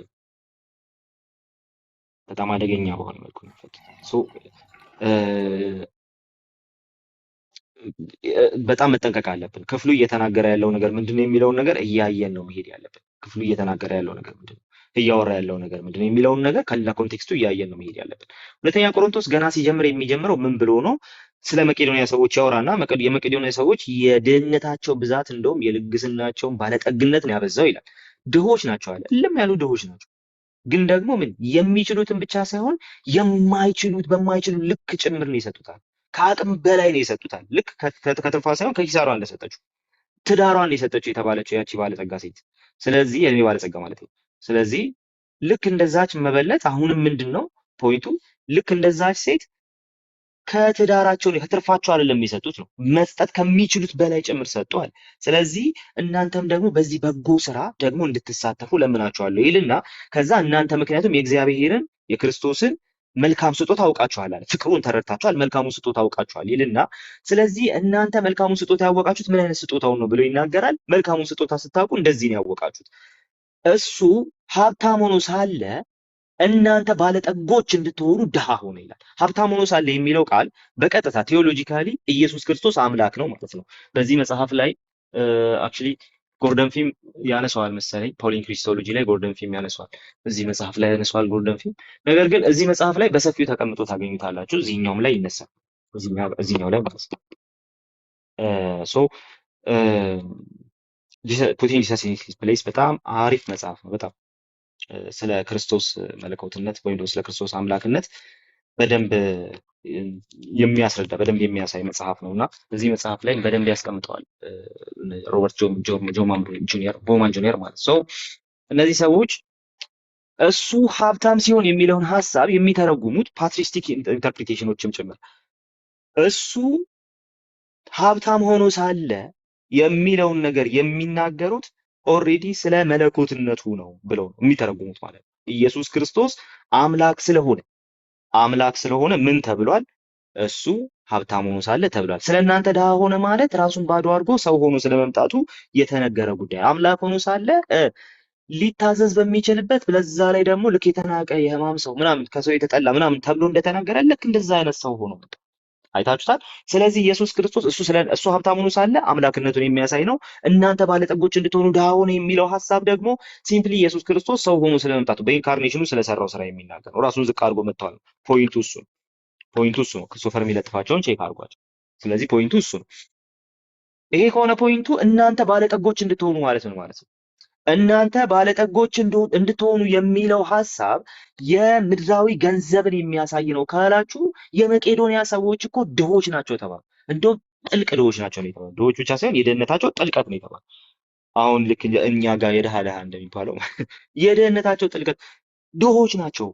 እሱ ብቻ አይደለም፣ ሌሎች ቅዱሳን አሉ፣ በክርስትና ውስጥ ያሉ ድሆች አሉ። ስለዚህ ድሆች ናቸው። ስለዚህ ያ የድህነት ጉዳይ ደግሞ የመጣበት ምክንያት ደግሞ ምንድን ነው? ያ የድህነት ጉዳይ የመጣበት ምክንያት ለመቄዶንያ ሰዎች ድሆች ሆነው ሳሉ ራሱ ይሄንን እውነት የተረዱ ሰዎች ከመሆናቸው የተነሳ በጣም ለጋሶች ሆነዋል። ከድህነታቸው ነው እየሰጡ ያሉት። ፖይንቱ እሱ። ስለዚህ እናንተ ባለጠጎች እንድትሆኑ ካልን ሲምፕሊ ኢየሱስ ክርስቶስ እሱ ድሃ ሆኖላቸው ባለጠጎች የሆኑ ሰዎች ክርስቲያኖች በዓለም ዙሪያ ያሉ እያለን ባለጠጋ ያልሆኑ ክርስቲያኖች ስላሉ ድሃ ክርስቲያኖች አሉ በዓለም ዙሪያ አሁን መብላት ያቃታቸው እኔና እናንተ ዳታ ሞልተን እዚህ ጋር ቁጭ ብለን መብላት ያቃታቸው ክርስቲያኖች አሉ። ቤተሰባቸውን ማስተዳደር ያቃታቸው ክርስቲያኖች አሉ። ክርስቶስ አልሞተላቸውም ማለት ነው? ምን ማለት ነው? ወይስ ክርስቶስ ስለነሱ ድሃ አልሆነም ማለት ነው? ምን ማለት ነው? ኦኬ። ስለዚህ ኦብጀክቲቭሊ የተነገረ ጉዳይ እንደመሆኑ ባለጠጎች እንድትሆኑ የሚለው ሀሳብ ሜታፎሪካሊ በክርስቶስ ያገኘነውን ያንን በረከት የሚያሳይ ነው። ኤፌሶን ምዕራፍ 1 ላይ በክርስቶስ በሰማያዊ ስፍራ በመንፈሳዊ በረከት ሁሉ የባረከን የጌታችን ኢየሱስ ክርስቶስ አምላክና አባት ይባረክ። ስለዚህ የመንፈሳዊ በረከት ነው ባለጠግነት ተብሎ የተቀመጠው ማለት ነው።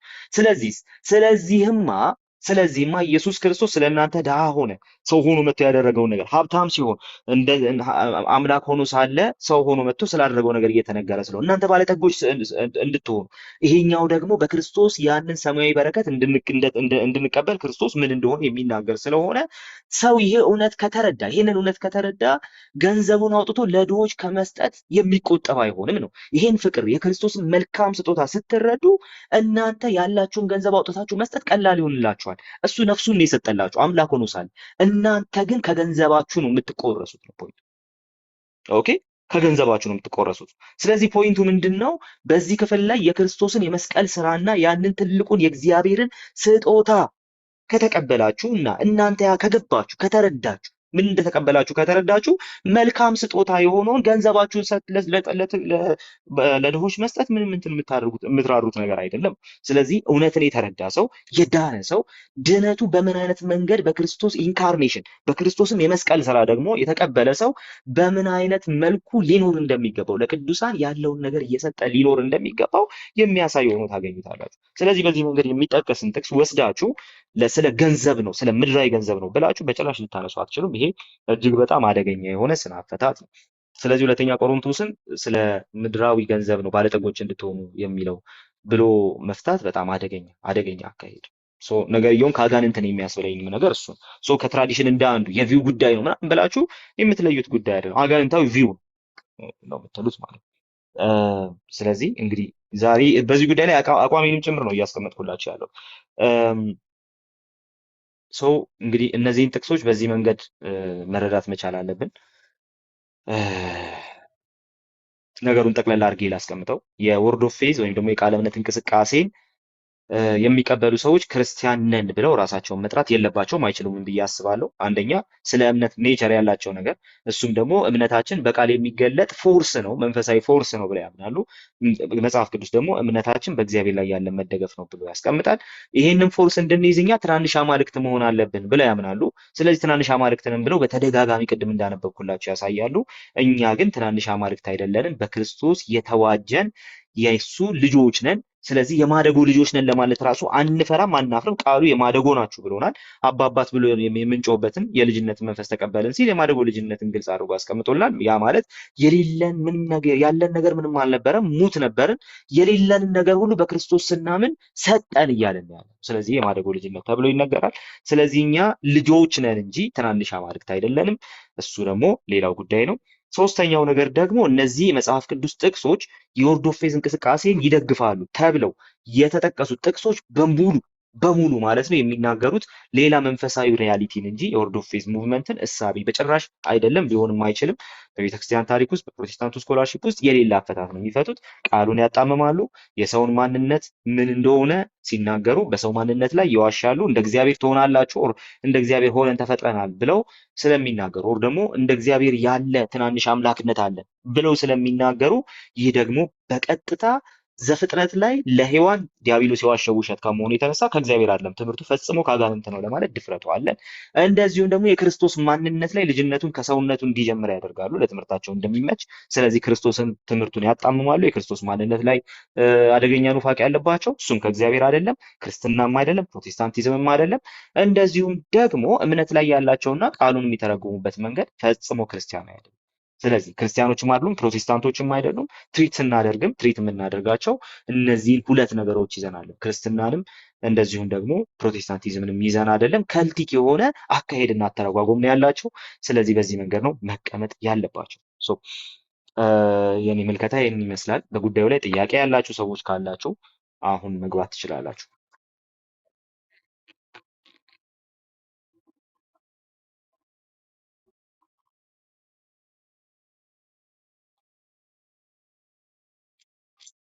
ፍቅሩሻ፣ ቤትሻ፣ ክርስቶፈር ተባረክ። ጥቅስ ያወጣልን ነበር። ክርስቶፈርን ተዋውቁት፣ ፎሎ አድርጉት። እ፣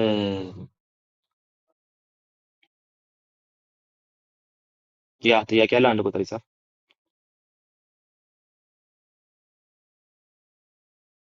ክርስቶፈርን ፎሎ አድርጉት። ከዚህ በኋላ አንዳንድ ስራዎችን ምናምን ስንሰራ አብረን ታይሆናላችሁ። እሺ ምህረት በስቶልኛል ሳምቲንግ አይደል ስምሽ? ምህረት አይ እንዴት ነክ? አዎ አክቹሊ ክፍሉን በደንብ ከናውዶ ማንበብ አለብን። ዳዊሎስን ተቃውሞት የተቃውሞ ጸሎት ጸልዩ ማለት አይደለም። የተቃውሞ ጸሎትን ግን አልቃወምም። እሺ የተቃውሞ ጸሎትን አልቃወምም፣ ግን ደግሞ ዳዊሎስን ተቃውሞት የሚለውን እንደ ተቃውሞ ጸሎት መውሰድ ግን ትክክለኛ አካሄድ አይደለም ብዬ ነው። ምክንያቱም አውዱ የሚነግረን ነገር ሌላ ስለሆነ ማለት ነው። ሶ ሰዎች ዲያብሎስን እየተቃወምኩኝ መጸለይ ተሰምቶኛል ካሉ ሊጸልዩ ይችላሉ፣ ይጸልዩ፣ ችግር የለውም። ግን ደግሞ ክፍሉን ይዞ ይህን ጥቅስ ይዞ ተቃወሙት የሚለውን ሀሳብ ለመናገር መሞከር ግን ትክክለኛ አካሄድ ነው ብዬ አላምንም። ላንብብላችሁ ምን እንደሚል ማለት ነው እና ከዛ በኋላ እንትን እናድርግ። በቀረውስ በጌታና በኃይሉ ችሎት ይላል። ስለዚህ ይሄኛውን በደንብ እንትን ማድረግ አለብን። እሺ እንደዚህ ይላል። በቀረውስ በጌታና በኃይሉ ችሎት የበረታችሁ ሁኑ፣ የዲያብሎስን ሽንገላ ትቃወሙ ዘንድ እንዲቻላችሁ የእግዚአብሔርን ዕቃ ጦር ሁሉ ልበሱ። አየሽ፣ አሁን በጸሎት እየተቃወማችሁ ጸልዩ ሳይሆን የዲያብሎስን ሽንገላ ለመቃወም ምን ማድረግ አለባችሁ አለ? የእግዚአብሔርን ዕቃ ጦር ሁሉ ልበሱ አለ። ስለዚህ ተግታችሁ ተቃወሙት ሲል መጽሐፍ ቅዱስ ሲምፕሊ ተቃውሞ ያለው ላይፍ ተኮር ተቃውሞ ነው እንጂ በምንም መልኩ የእንትን ተቃውሞ አይደለም፣ የጸሎት ተቃውሞ ምናምን በዛ መንገድ አይደለም የሚያደርገው ማለት ነው። እሺ ከዛ በኋላ እንደዚህ እያለ ይናገራል። መጋደላችን ከስጋና ከደምና ስጋ ጋር አይደለም። ከአለቆችና ስልጣናት ጋር ከዚህም ከጨለማ ዓለም ገዢዎች ጋር በሰማያዊ ስፍራ ካለ መንፈሳዊ ሰራዊት ጋር ነው እንጂ አለ። ከክፋት መንፈሳዊ ሰራዊት ጋር መጋደላችን እንደዛ ነው። ስለዚህ በክፉ ቀን ለመቃወም ሁሉንም ፈጽማችሁ ለመቆም እንድትችሉ የእግዚአብሔርን ዕቃ ጦር ሁሉ አንሷል። የእግዚአብሔርን ዕቃ ጦር አንሱ። እሺ እንግዲህ ወገባችሁን በእውነት ታጥቃችሁ የጽድቅ ጥሩር ለብሳችሁ በሰላም ወንጌል በመዘጋጀት እግሮቻችሁ ተጫምተው ቆመዋል። ስለዚህ እውነት የሚባል ነገር ህይወታችሁ ውስጥ ያስፈልጋል። ሁለተኛ ጽድቅ የሚባል ነገር ያስፈልጋል። ሶስተኛ ወንጌል የሚባል ነገር ያስፈልጋል። ስለዚህ እነዚህ ሶስት ነገሮች ያስፈልጓቸዋል።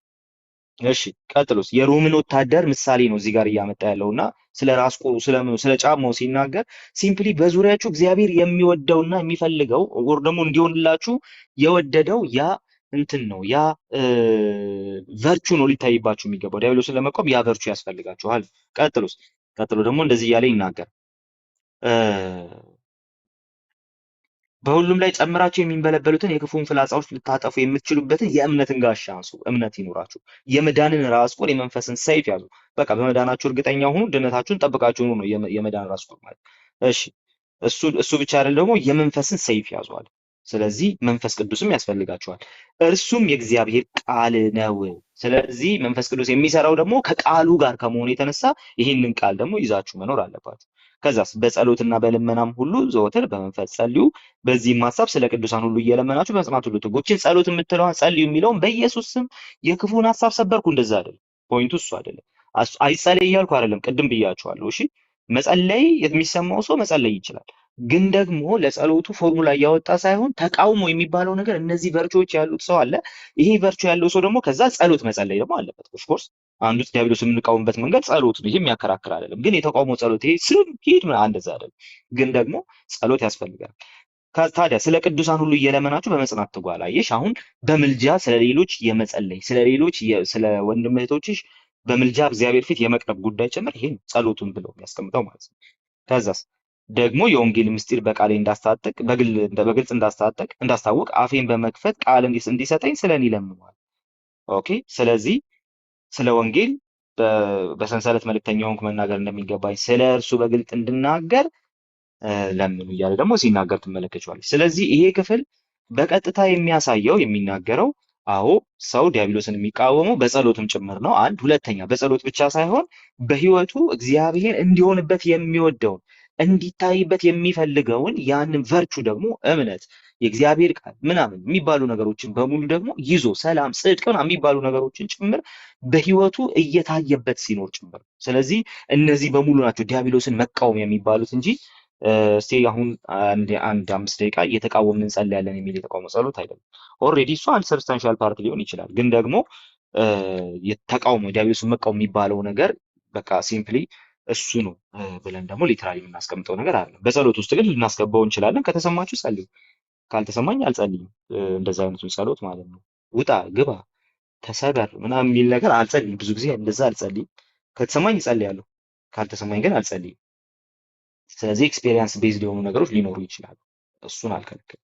ግን ይህን ጥቅስ ጠቅሶ የተቃውሞ ጸሎት ተፈቅዷል እንደዚህ አይነቱ የተቃውሞ ጸሎት ብሎ ለመናገር ግን ትንሽ አስቸጋሪ ይሆንብናል። ስለዚህ በዛ መንገድ ነው የማስቀምጠው። ግልጽ ነው እህታችን መረበስ በዛ ላይ እሺ። ጸጋ ይብዛል። አመሰግናለሁ። ተባረክ። ኢሳይያስ 53ን አብራራው ብለኸኛል እና ኢሳይያስ 53 ባለፈው ስንከራከርበት ነበር ከአንድ ሰው ጋር ህመማችንን ተሸክሟል የሚለውን። እሺ ሶ እንትን ብለዋል ኢየሱስ ክርስቶስ እንትን አድርጓል፣ ፈውሷል። ከዛ በኋላ ደግሞ ምን ተብሎ ተቀምጧል? በመገረፉ ቁስል ተፈውሳችኋል የሚል ነገር ደግሞ ተቀምጧል። ኢየሱስ ሲፈውስም ህመማችንን ተቀበለ የሚለው ቃል ተጠቅሶለታል። ስለዚህ የስጋ ፈውሳችን ሲምፕሊ በመገረፉ ቁስል መፈውሳችንን የሚያሳይ ነው የሚል ነገር ይነሳል። ሐዋርያው ጴጥሮስ ሲናገር አክቹሊ በጽድቅ ከመኖር ጋር ተገናኝቶ ነው እንትን ያደረገው ማለት ነው ያስቀምጠው ማለት ነው። ከዚህ ሀሳብ ጋር ያዕቆብ 4:7 ላይ ምን አለ? ወደዚህኛው ከመምጣት በፊት ያዕቆብ 4:7 ምን አለ? ያዕቆብ 4:7 ላይ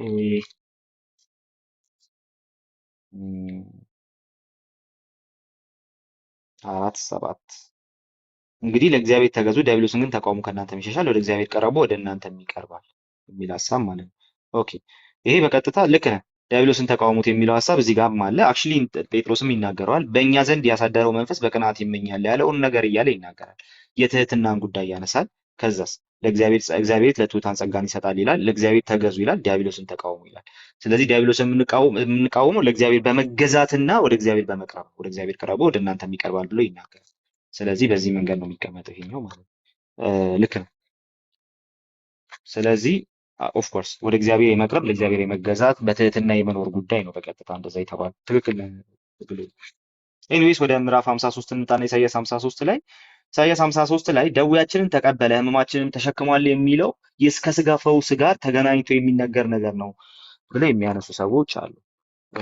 ይሄ ትክክለኛ አፈታት አይደለም። ክፍሉ የሚናገረው ስለምንድን ነው ነው? የመጀመሪያው ይሄ ክፍል የሚናገረው ስለ ስጋ ፈውስ አይደለም። አይሁዳውያኑ ሁለት አፈታት አላቸው። ስለ ክርስቶስ ነው ይላሉ።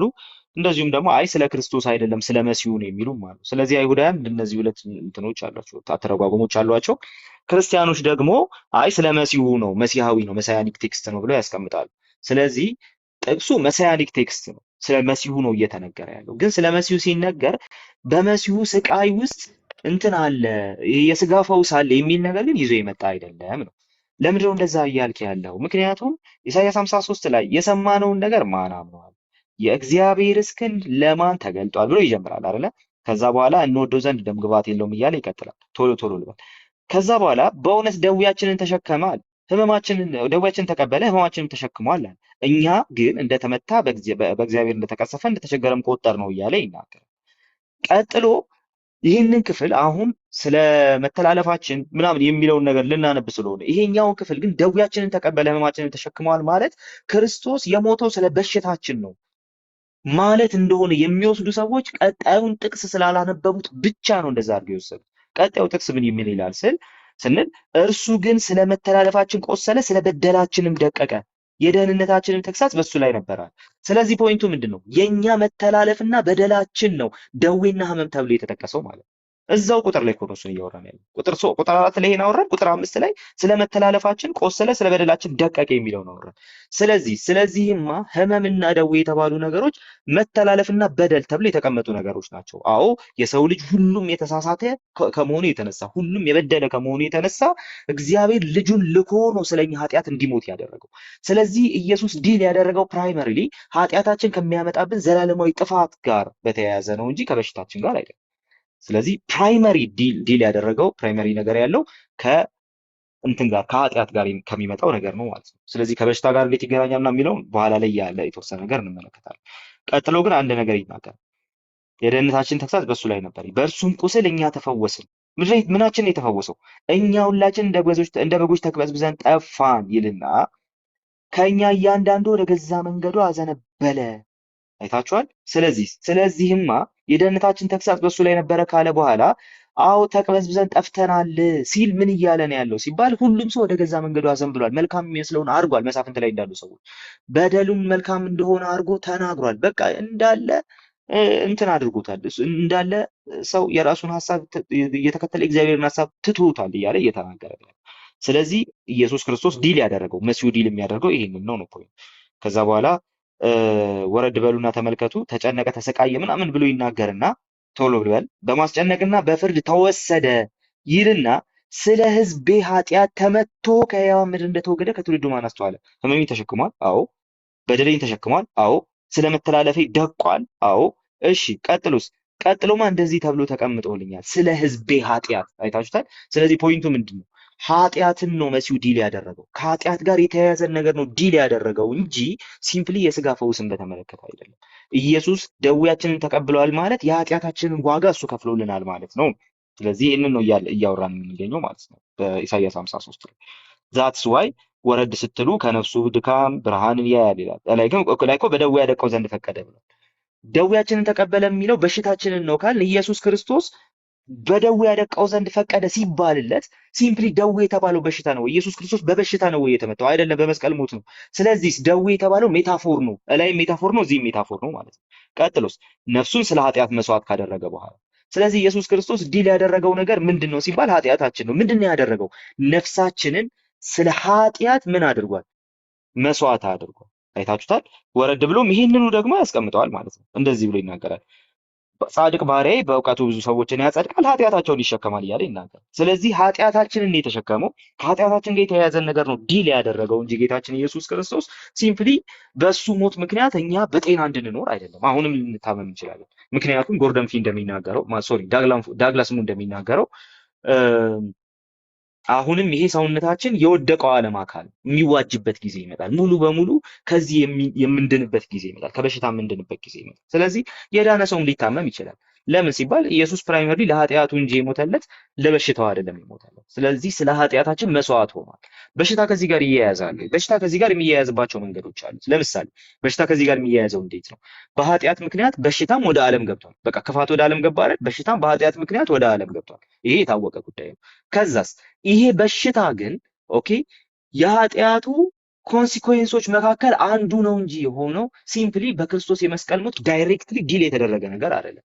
ግን ደግሞ ኢንዳይሬክትሊ ዲል ተደርጓል። ለምንድነው ዲል ተደርጓል የምንለው? ክርስቶስ ሲመጣ ሲምፕሊ የማይታመም ስጋን ለብሰን ነው የምንነሳው። በሽታ የሌለበት፣ ህመም የሌለበት፣ ደዌ የሌለበት ዓለም እንወርሳለን። ያንን ዓለም እናገኛለን። ወደዛ ዓለም እንገባለን። ስለዚህ ዳግመኛ ክርስቶስ ሲመጣ በምንከብርበት ጊዜ ከበሽታ ውጪ ነው። ስለዚህ ኢየሱስ ክርስቶስ አዎ ከበሽታ ውጪም ጭምር የሆነ ዋይታ የሌለበት፣ ጩኸት የሌለበት፣ መከራ የሌለበት፣ ኢቭን ህመምም የሌለበት ዓለም ነው የሚያስገባ እንላለን። ስለዚህ ክርስቶስ መልሶ ሲመጣ የሚያወርሰን ዓለም ኦፍኮርስ እንደዛ አይነቱን ዓለም ነው። ግን አሁን ላይ እንዳንታመም ዋስትና ሰጥቶናል ግን አንልም። ለምን? ምክንያቱም እና አፍሮዲጡም ታሞ ተፈውሷል። ስለዚህ ክርስቶስ እንዳንታመም ምንም እንትን አልሰጠንም። ክርስቶስ እንዳንታመም ምንም አይነት የሆነ ዋስትና አልሰጠንም። ያመነ ሰውም ሊታመም ይችላል። ክርስትናውን በህይወት በትክክለኛ መንገድ እየኖረ ያለ ሰው፣ ክርስትናውን በህይወቱ እየገለጠ ያለ ሰው ሊታመም ይችላል። ጸልዮ ይፈወሳል፣ ታክሞ ይፈወሳል። ስለዚህ ሂድና መድኃኒትህን ጥለህ በእኔ ነገርኩህን ቃል አምነህ ሂድ፣ ከአፌ ቃል ጋር እግዚአብሔር ይሰራልና ይፈውሳል ብሎ ጣጣ የለም። ታማል፣ መድኃኒት ውሰድ፣ መርፌ ተወጉ፣ መድኃኒት ውሰዱ፣ ከዛ ጸልዩ። ደግሞ እግዚአብሔር በጸሎት ውስጥም ይሰራል፣ ይፈውሳል። አደሴም ታይም በዶክተሮችም በኩል ይፈውሳል። እግዚአብሔር ነው ፈዋሹ፣ እግዚአብሔር ነው። ኦኬ ህመም ወደሌለበት ዓለም የምንገባው ግን በሚመጣው ዘመን እዛ ሄዳችሁ አዎ እንዴ ከብሬ የለ የከበረ ስጋ ይዤ የለ እንዴት ነው የምታመሙ ማለት ትችላላችሁ፣ መብታችሁ። አትታመሙም እንጂ ኦኬ ትክክል። ክርስቶፈር ከምጽአት በኋላ እንጠብቀው። ልክ ኦኬ እዛ አትታመሙም እንጂ ህመም አይኖርም እንጂ እዛ ከታመማችሁ እንዴት ማለት ትችላላችሁ። እዛ የገባ ሰው አይታመም ማለት ትችላላችሁ። እዚህ ምድር ላይ ግን የዳነ ሰው አይታመምም ማለት ግን አትችሉም። በደንብ ነው የምትታመሙት። አንዱ በቅርቡ ፍቅሩሻ ትዝ ይለዋል። በቅርቡ አንድ ያ ዲቤት አድርገን እናንተ አሁን ከህይወት በሽታን ታስወግዳለህ ስለው አዎ አለኝ። ትንሽ ቆይቶ ግን እኔ ራሴ ሆድ ቁርጠት አሞኝ ነው ያደረው አለኝ። ለማንኛውም የዳነ ሰው ሊታመም ይችላል። ዋስትና የሰጠን ኢየሱስ ክርስቶስ ዳግመኛ በሚመጣበት በዛ ዓለም ላይ አዎ እንደዚህ አይነት ነገሮች የሉም። ነገር ግን አሁን ግን ያ ህመም አይቀርም። ከኃጢአታችን ጋር ግን ዲል ተደርጓል። ስለዚህ ኃጢአታችን ተወግዶልናል ማለት ነው። ሰው የወደቀ ስጋ አካል ነው። ይሄ የወደቀ ዓለም አካል ነው ስጋችን። ስለዚህ አሁንም ይሳሳታል፣ ኃጢአት ይሰራል፣ ንስሐ ይገባል፣ እንደዚሁም ደግሞ ይታመማል፣ ጸልዮም ይፈወሳል፣ ደግሞ ሐኪም ቤት ሄዶም ይፈወሳል ማለት ነው። ስለዚህ ክርስቶስ አሁን እንዳትታመሙ ነው እንትን ያደረገው የሚለው ነገር ብዙ እንትን አይደለም። በነገራችን ላይ ኤጄ ያው በሽታ የኃጢአት ውጤት ነው። የቋንቋ ልዩነት መጽሐፍ ቅዱስ የኃጢአት ውጤት ነው ይላል። ታውቃለህ አይደል ኤጄ? ስለዚህ ክርስቶስ መጥቶ ሲሞትልን ቋንቋችን አንዱ ነው እንዴ? አሉን። ስለዚህ በሽታ የኃጢአት ውጤት መሆኑ ክርስቶስ አሁን ስለሞተልን ከበሽታ ነፃ የሆነ ህይወት እንደምንኖር ዋጋ እንትን አይሰጠንም። ይሄ የሚመጣውን ዓለም ተስፋ ካለማድረግ የመጣና በቃ ሁሉን ነገር እዚህ ምድር ላይ የመጨረስ አይነት ነገር ነው የሚሆነው ማለት ነው። ስለዚህ የኃጢአት ውጤት ነው፣ ግን ዲል የሚደረገው ከትንሣኤ በኋላ በዳግም ምጽአቱ ጊዜ ነው እንጂ አሁን አይደለም። ይሄንን ማመን አለብን። እንግዲህ ጤናማው እንትን እሱ ልክ ነህ ግሉ። እኔ ልጠይቅ? እሺ ዳቪንቺ። እሺ አመሰግናለሁ። የእኔ ጥያቄ ኤፌሶን ምዕራፍ 1 ከቁጥር 4 እስከ 5 እና ኤፌሶን ምዕራፍ 1 ቁጥር 11 ያለውን አስቀድሞ መወሰንና አስቀድሞ መመረጥ የሚለው ነው እና አሁን ሮሜም አለ። ሮሜ 8 ቁጥር 29 እስከ 30 አለ። ዮሐንስ ወንጌል 6:44ም እንደዛ የሚሉ ጥቅስ አሉ። አስቀድሞ መወሰን፣ አስቀድሞ መመረጥ እና ከወርድ ኦፍ ፌዝ ጋር የሚገናኝ አይደለም። እም፣ አሁን የምናወራበትን ርዕስ አውቀኸዋል አይደል? ኦኬ፣ አላወቅኩትም ማለቴ ዘግቼ ነው የገባሁት። እሺ ዘግይተህ ስለገባህ ነው። ወርድ ኦፍ ፌዝ እስካሁን እየተወራ የነበረው አልገባህም ታዲያ? ወርድ ኦፍ ፌዝ ሙቭመንት ላይ ነው እያወራን ያለ ነው ዛሬ እና የአርሚኒያኒዝም እና ካልቪኒዝም እሳቤዎችን እየመረመርን አይደለም። ለዛሬ ርዕሱ ላይ ቢሆን ጥሩ ነው ማለት ነው። ወይ ወደ በኋላ ላይ ብቅ በልና ትጠይቃለህ። ኦኬ ኦኬ፣ እሺ እሺ። እሺ ሌላ ጥያቄ አለ በዚህ በርዕሱ ላይ?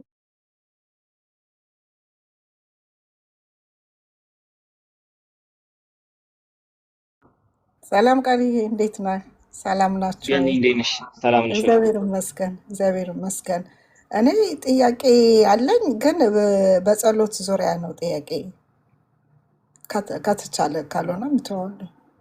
እስቲ ጥያቄውን ጠይቂውና ርዕሱ ከሆነ አስተናግደዋለሁ። ገኒ እሺ፣ ጥያቄም በተለምዶ ይሁን እንግዲህ እንደ እግዚአብሔር ቃል የምንጸልየው አላውቅም። ስንጸልይ የኢየሱስ ክርስቶስን ደም በከሌ ቤት እረጫለሁ በከሌ ላይ እረጫለሁ እያለን እንጸልያለን እና ይሄ ትክክለኛ ነው ወይ? አይነው የኢየሱስ ክርስቶስ ደም የፈሰሰው ለኃጢአታችን እንደሆን አውቃለሁ። ግን አሁን ላይ ጸሎቶቼን ሁሉ መመርመር ስለጀመርኩኝ ይህ ትክክል ነው ወይ? ይቺን እንደው የምትችሉ ሰዎች ይቺን ጥያቄ ልመልሳት የምትችሉ ሰዎች ግን ይህንን ቲክቶክ ላይ ማስቀምጡልኝ። ምክንያቱም ብዙ ጊዜ ይህ ጥያቄ ይጠየቃል እና ደግሞ የሚሰጡ ምላሾች ከባባድ ምላሾች ሆነው አገኛቸዋለሁ። ስለዚህ ልመልሰው። ትናንትናም ደግሞ ይሄኛውን እንትን ሳደርግ ነበረ ስሰማ ነበር እንዲህ አይነቱን ጥያቄ ማለት ነው። ዘይት ይዞ ይሄ የኢየሱስ ደም ነው፣ ውሃ ይዞ ይሄ የኢየሱስ ደም ነው በደሙ ምናምን በጣም አደገኛ ነገር እኮ እንዴ! ትራንስብስታንሺዬሽን አናምንም አላልንም እንዴ? የካቶሊክ ኦኬ፣ የካቶሊክን ትራንስብስታንሺዬሽን አናምንም ብለናል አይደል? የካቶሊክን ትራንስብስታንሺዬሽን አላምንም ካልክ በኋላ ኦኬ፣ ትራንስብስታንሺዬሽንን አላምንም ካልክ በኋላ መልሰ መተህ ውሃን ወደ ደም መቀየር ምን ማለት ነው? ምን ማለት ነው? ስለዚህ ዘይት ውሃ ይዛችሁ ይሄ የኢየሱስ ደም ነው በመቃኔ ላይ ረጨሁት፣ በጉበኔ ላይ ረጨሁት፣ በቲቪ ላይ ረጨሁት፣ በመኪናዬ ላይ እንዲህ ብሎ ጣጣ የለም። አንደኛ። ሁለተኛ ልጆቻችሁን በኢየሱስ ደም ከመኪና አደጋ አትሸፍኑ። ይህም በጣም በድፍረት ነው የምናገረው። ልጆቻችሁን፣ ንብረታችሁን፣ ቤታችሁን በኢየሱስ ደም አትሸፍኑ። ዋስትና ግቡ። መድን ድርጅት ግቡ። መድን እሺ፣ የመድን ድርጅት ክፍያ ይኖራችሁ። ኦኬ። የኢየሱስ ክርስቶስን ደም በዚህ ደረጃ ማቅለል ትክክል አይደለም፣ ስህተት ነው፣ በጣም ስህተት። ስለዚህ በደምህ መኪናዬ ይሸፈን፣ በደምህ ስራዬ ይሸፈን፣ በደምህ ቢዝነሴ ይሸፈን፣ በደምህ ቤተሰቤ ይሸፈን። እንዴ ጥበቃው አልበቃ ብሎ ነው ከዛ በኋላ ወደ ደም የሚካሄደው። ይህም በጣም አደገኛ የሆነ ስለዚህ ደሙ ይህንን አስምሬ ነው የምናገረው። እሺ ደሙ የኢየሱስ ክርስቶስ ደም ለኃጢአታችን ስርየት ወር ደግሞ ከኃጢአታችን ስርየት ላነሰ ነገር በጭራሽ አልፈሰሰም። ኦኬ ልድገሙ። የኢየሱስ ክርስቶስ ደም ከኃጢአታችን ስርየት ላነሰ ነገር በጭራሽ አልፈሰሰም። የኢየሱስ ክርስቶስ ደም የፈሰሰው ለኃጢአታችን ነው እንጂ በደሙ ቢዝነሳችንን እንድንሸፍን አይደለም። በደሙ ቤተሰባችንን እንድንሸፍን አይደለም። በደሙ የሆነ ነገር እንድንሸፍን አይደለም። ኦኬ ይሄ በጣም አደገኛ ልምምድ ነው። ከየት እንደመጣ የማይታወቅ ልምምድ፣ በጣም ከባድ ነው። ስለዚህ እኔ በዚህ መንገድ ነገሮችን ማስቀመጥ አለብን ብዬ አላስብም። በኢየሱስ ክርስቶስ ደም የታጠበው ኃጢአታችን ብቻ አለቀ። ስለዚህ በኢየሱስ ክርስቶስ ደም የሚሸፈን ነገር የለም። ስለዚህ ትክክል ግሎ የልጁ የኢየሱስ ክርስቶስ ደም ከኃጢአት ሁሉ ያነጻል። በቃ በደሙ የተደረገ ቤዛነታችንን አገኘናል እና እሱም ደግሞ ምንድነው አለ የኃጢአታችን ስርየት ነው አለ መጽሐፍ ቅዱስ።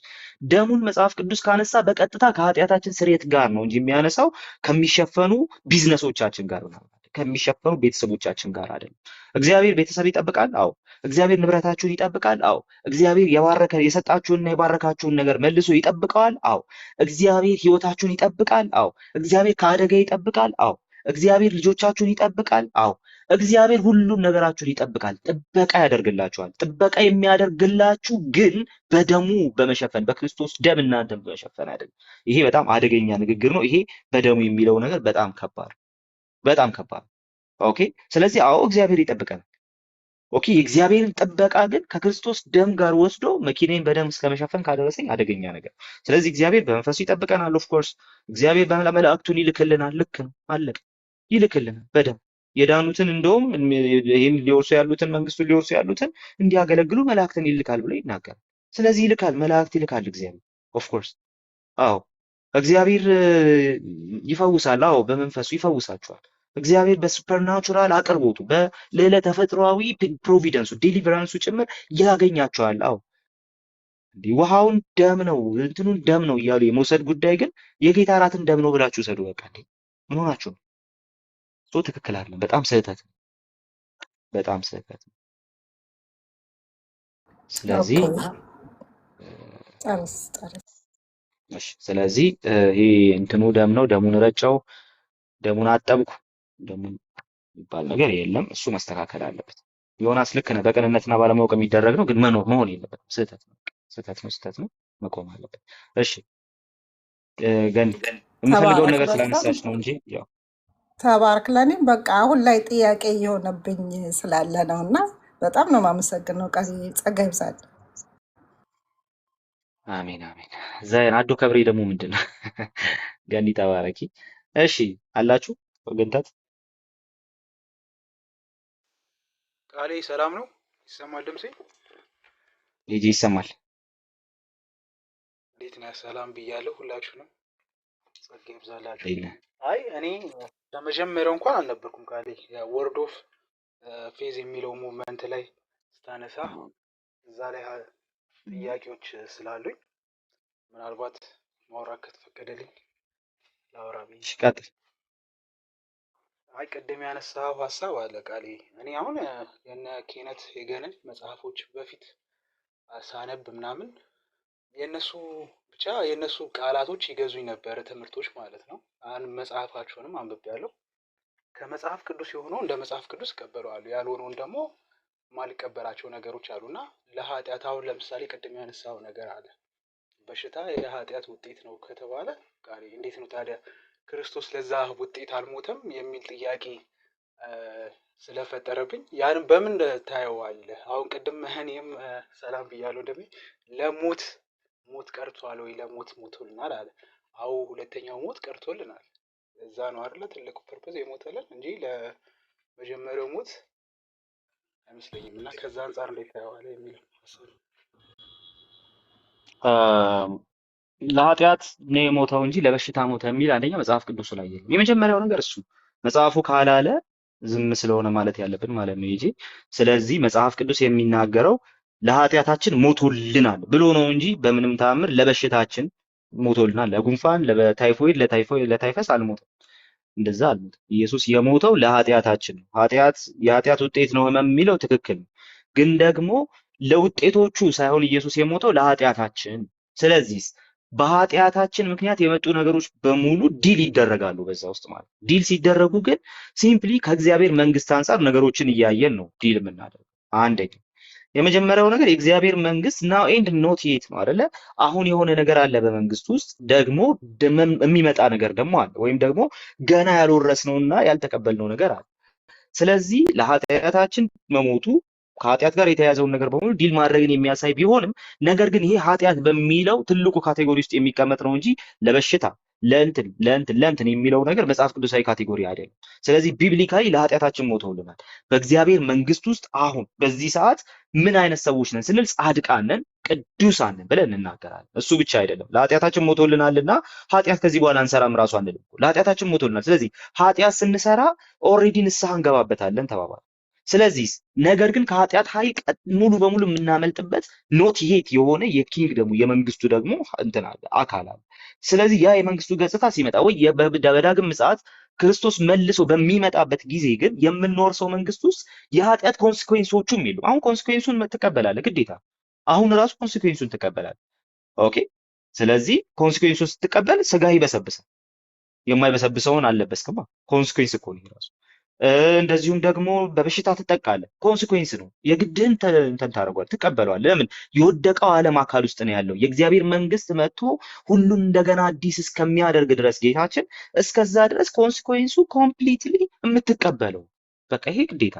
ስለዚህ በሽታ ትታመማለህ፣ ስጋ ይበሰብሳል፣ ትቆስላለህ፣ ምድር አረም ታወጣብሃለች። ኦኬ፣ ትሞታለህ።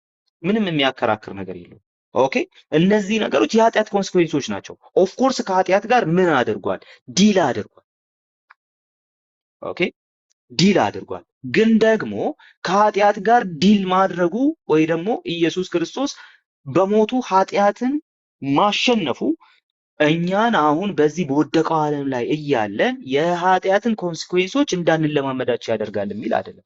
ኮንሲኩዌንሶቹ እንለማመዳቸዋለን። ኦፍ ኮርስ የወደቀ አይምሮ ነው ያለን፣ ምንም ፎለን። ስለዚህ የወደቀ አይምሮ ኃጢአት ያስባል። ስለዚህ መፍትሄ ያለው ንስሐ መግባት ነው። ህመም መፍትሄ ያለው ትጸልያለህ። የታመመ ሰው ቢኖር አለ ሽማግሌዎችን ይጥራ፣ ዘይት ቀብተው ይጸልዩለት፣ አለቀ። እሱ ብቻ አይደለም፣ ጸልየህ ራሱ ላትፈወስ ትችላለህ። አንዳንዶች እንጸልይላችሁ በሚል ኦልሬዲ ስንቱ ህይወቱን አጥቷል አይደል? የነቢያት አገልግሎት ኮምፕሊትሊ ሰዎች መቀበል እስኪሳናቸው ድረስ ማለት ነው። እውነተኛ የነቢያት አገልግሎትን ጭምር የትንቢት አገልግሎትን ጭምር እንዳይቀበሉ እስከሚያደርጋቸው ድረስ የሆነበት ምክንያት ምንድን ነው? ሰዎች ታሞ በጸሎት እንደሚፈወሱ ቃል ተገብቶላቸው ግን ደግሞ መድኃኒታቸውን ጥለው ሲሞቱ ስላየን ነው። በእኔ ህይወት ሆኗል። እኔ በቅርቤ እንደዛ የሆነ ሰው አለ። ስለዚህ እንደነዚህ አይነት ነገሮችን ስንመለከት በቀጥታ ከኃጢአት ጋር ኢየሱስ ዲል ቢያደርግም በሞቱ ነገር ግን የኃጢአት ኮንሲኩዌንስን በህይወታችን ግን ማግኘታችን አይቀርም። ስለዚህ አትታመምም፣ ሞተህ ማነው አምነህ ብትናገር፣ ጤንነትን ብታውጅ፣ ህመም አይኖርም የሚባሉ ነገሮች አይሰሩም። ሲምፕሊ እነሱ ከእግዚአብሔር አይደሉም። አዎ ከኃጢአት ጋር ዲል አድርጓል፣ ከኮንሲኩዌንሶቹም ጋር ነው። ግን ደግሞ ኖቲየት በሆነ ወይ ደግሞ ገና በሚመጣው በዛ በእግዚአብሔር መንግስት ሀሳብ ውስጥ ግን ኮንሲኩዌንሶቹ በሌሉበት ሁኔታ ዋይታ ለቅሶ የሌለበት የሚለው ዮሐንስ ለዛ ነው። ኮንሲኩዌንሶቹ በሌሉበት ሁኔታ እንኖራለን።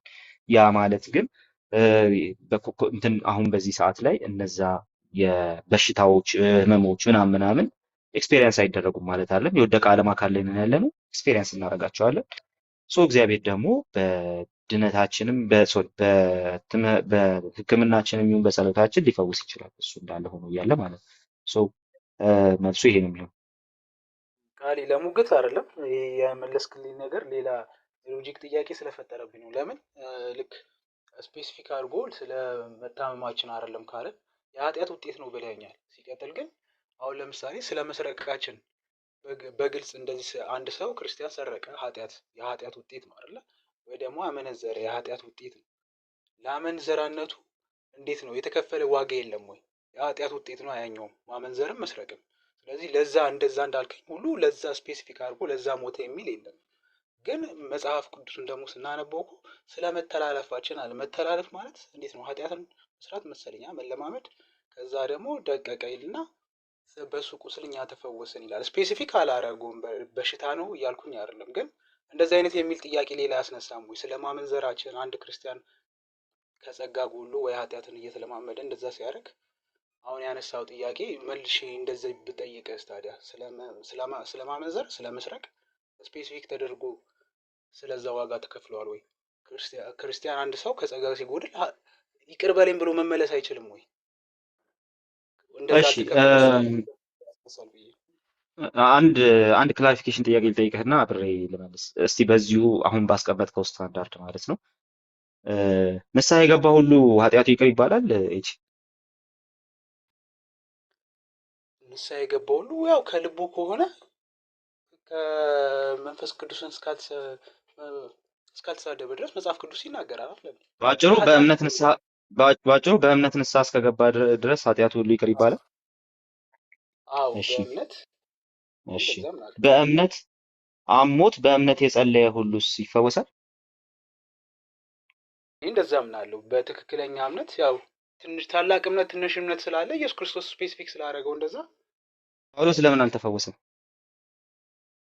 ጳውሎስ ለምን አልተፈወሰም? እሱ ያው ሪዝኑን ራሱ አቅርቧል እኮ ምክንያቱን ራሱ አቅርቧል አይደል? ስለዚህ ጸጋዬ በእምነት የጸለየ ሁሉ በእምነት ንስሐ የገባ ሁሉ ኃጢአቱ ይቅር ቢባልም በእምነት የጸለየ ሁሉ አይፈወስም ማለት ነው። ሲምፕሊ እግዚአብሔር ኬዝ ይኖረዋል፣ የማይፈውስበት ኬዝ ይኖረዋል ማለት ነው አይደል?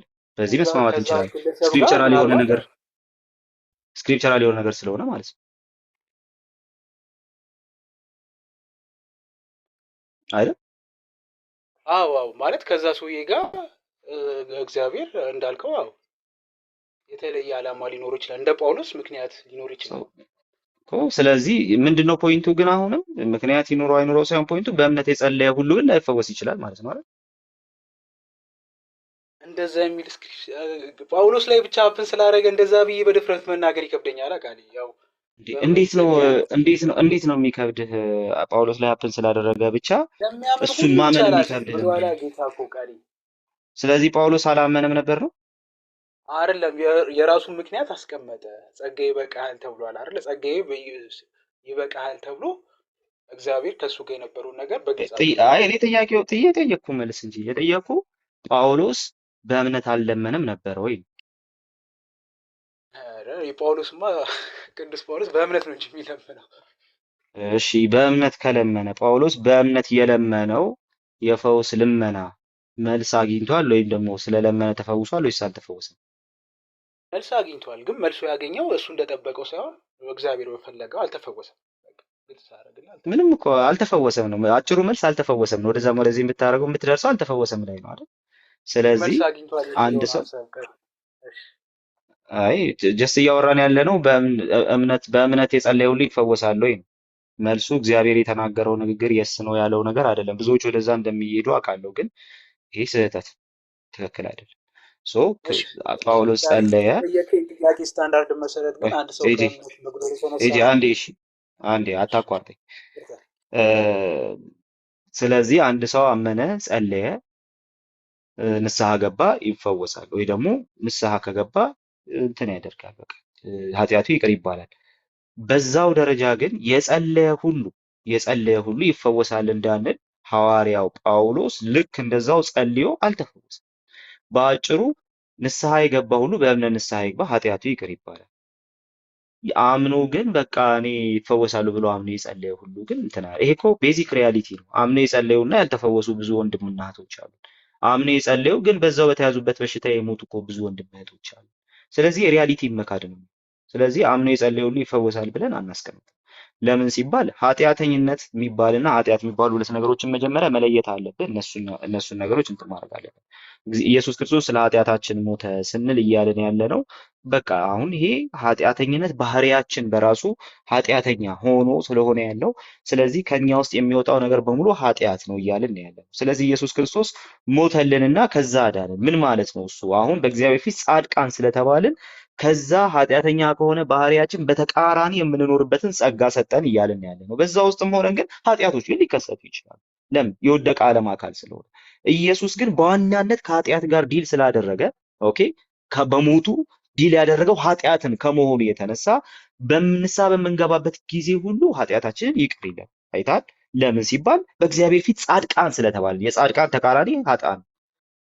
በእግዚአብሔር ፊት ጤነኞች አይደለም የተባለው፣ ወይም ደግሞ የጤነኛ ተቃራኒ በሽተኛ ስለሆነ ማለት ነው፣ ወይ ደግሞ ታማሚ የስጋ ህመም ማለት ነው። ስለዚህ የስጋ ጤነኞች አይደለም የተባለው፣ በእግዚአብሔር ፊት የተባለው ጻድቃን የኃጢአተኛ ተቃራኒ። ስለዚህማ ከዚህ ከወደቀ ስጋችን የሚወጣ የትኛውም ኃጢአት የትኛውም በደል በንስሐ እንትን ይደረጋል፣ ይቅር ይባላል። አት ሴም ታይም በእግዚአብሔር ፊት ግን ጤነኛ የሚል ዋስትና ስላልተሰጠን ይሄ የወደቀው ዓለም አካል የሆነው የወደቀው ስጋችን በበሽታ ሊመታ ይችላል። እግዚአብሔር እንደ ፈቃዱ ሊፈውሰን ይችላል። ጸልየን ልንፈወስ እንችላለን። ያ ግን የጸለየውን ሊፈውሳል ወደሚል አይወስደንም። ሐዋርያው ጳውሎስ ሕያው ምስክር ነው በመጽሐፍ ቅዱስ ውስጥ ያ እንደማይሆን ማለት ነው።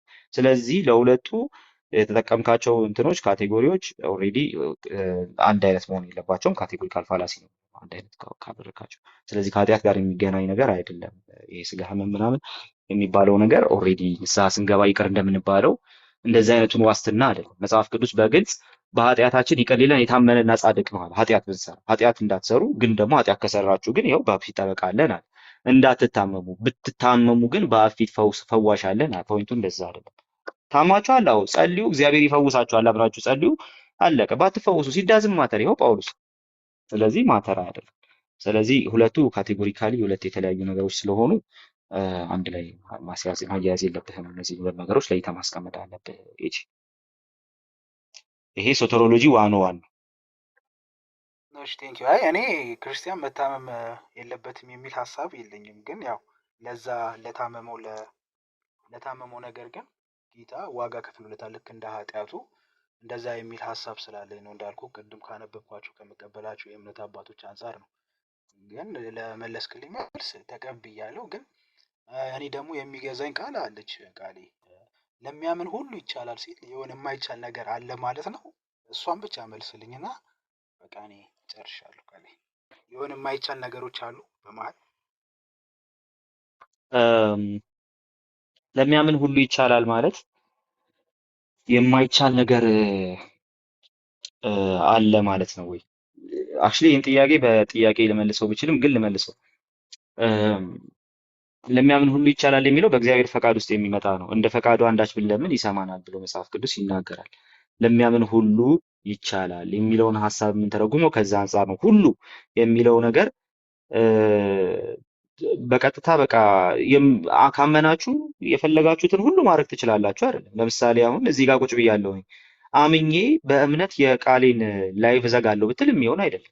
ይሆናል እንዴ? እንጂ አምነህ የኔን ላይቭ መዝጋት ትችላለህ? አሁን እኔ እንዲህ እያወራሁ ላይቭን ልዝጋው ልመነኝ? አይ እንደ ቃሉ ማመኑም እንደ ቃሉ ነው። ጌታ እንደተናገረው ለምንድን ነው ማመን የሚቻለው? አይተሃል? የምታምነው ነገር የተናገረበት ኮንቴክስቱን እዛ ጋር ካየኸው ከህመም አንጻር ከምን አንጻር ነው ያወራው? ከኮንቴክስቱ አንጻር እናየዋለን እና ክርስቲያኖች መፈታተንም ብዬ የታመሙት ክርስቲያኖች አሁን ክርስቲያኖች ሲታመሙ ስላላመኑ ነው አንልም አይደል? አሁን የጳውሎስን ምሳሌ እኮ እዚሁ ላይ ቅድም አንስተዋል እኮ የምንጠቀመው። በቃ እንደ ጳውሎስ አይነት አማኝ አታገኝም። አፍተሮል እምነት ስለሌለው ነው እንዴ? ቅድም አሪፍ ነገር እያነሳች ነበረ ሊሊ። ስለ ሆድ ህመም ጥቂት የወይን ጠጅ ጠጣ አለው። ስለዚህ ሰውየው ኮንቲኒየስሊ ሆዱን ያመዋል ማለት ነው። አይታል። ከዛ በኋላ የወይን ጠጅ ጠጣ አለው። ስላላመነ ነው ጢሞቴዎስ እምነት የለውም ልንል ነው? አይደለም። ስለዚህ ለሚያምን ሁሉ ይቻላል የሚለው ሀሳብ በእግዚአብሔር ሀሳብ ላይ ወር በእግዚአብሔር ፈቃድ ላይ በተደገፈ መልኩ ነው። ለዛ ነው እንደ ፈቃዱ አንዳች ብንለምን ይሰማናል። ቅድም ክርስቶፈር የለጠፈው ጥቅስ ማለት ነው። አንደኛ ዮሐንስ ምዕራፍ 5 ላይ ማለት።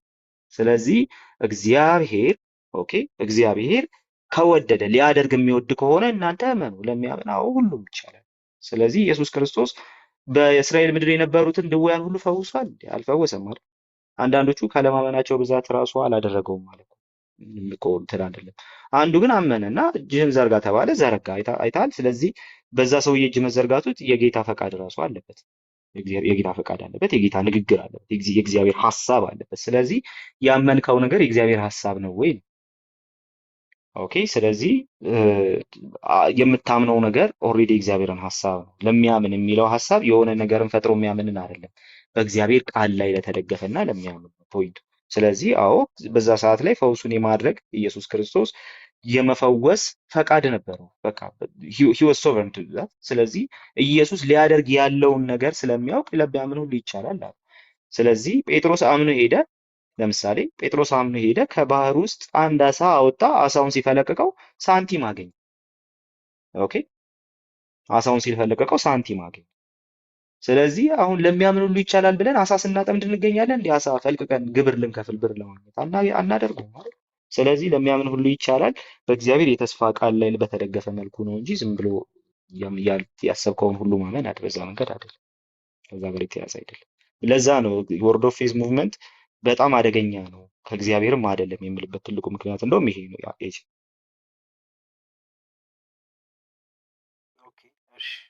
ያው እኔ የሚያምን ሁሉ ይቻላል ስትለኝ ካስረዳኝ አንጻር ገብቶኛል። ግን እኔ ያው እንደዚህ ዝም ብሎ ለሚፈላሰፍ እግዚአብሔር ቃል ላይ እንደዚህ ተቃራኒ ለሚያደርግ ሰው ሳይሆን እኔ በእግዚአብሔር ቃል ላይ የሚመላለስ ሰው ነው።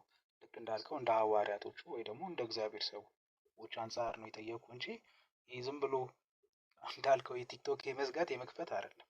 አጠቃላይ ወርድ ኦፍ ይሄ ፌዝ የሚለው ሙቭመንት ግን ከእንደዚህ አይነት ጋር ይገናኛል እንዴ? ቃል እኔ አንዳንዶቹ ምናልባት በተሳሳተ መልኩ እየተረጎሙ የለጠጡት ይኖራሉ እንጂ አሁን እንዳልኩ እኔ እንጃ ኬኔት ሄገንን አትቀበለውም ይሆናል። እኔ ብዙ ትምህርቶቹን ያዳምጫለሁ። የሚስበኝ በእግዚአብሔር ቃል ላይ ነው የሚያወራው እና ከዛ አንጻር እኔ አንዳንድ ሀሳቦችን እቀበላለሁ ከእግዚአብሔር ቃል የሚሉትን።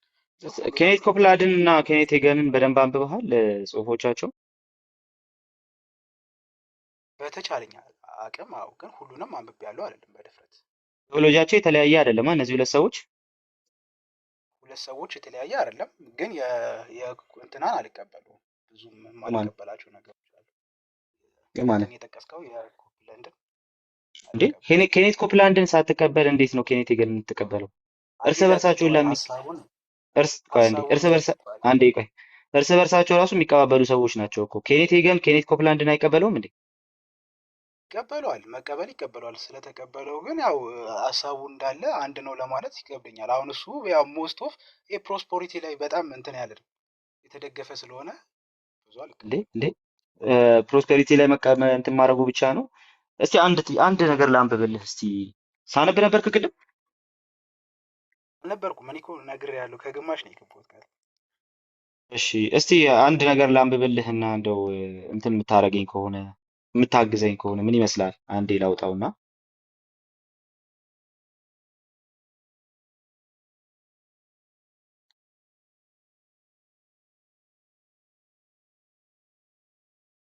አለ አለው ጋር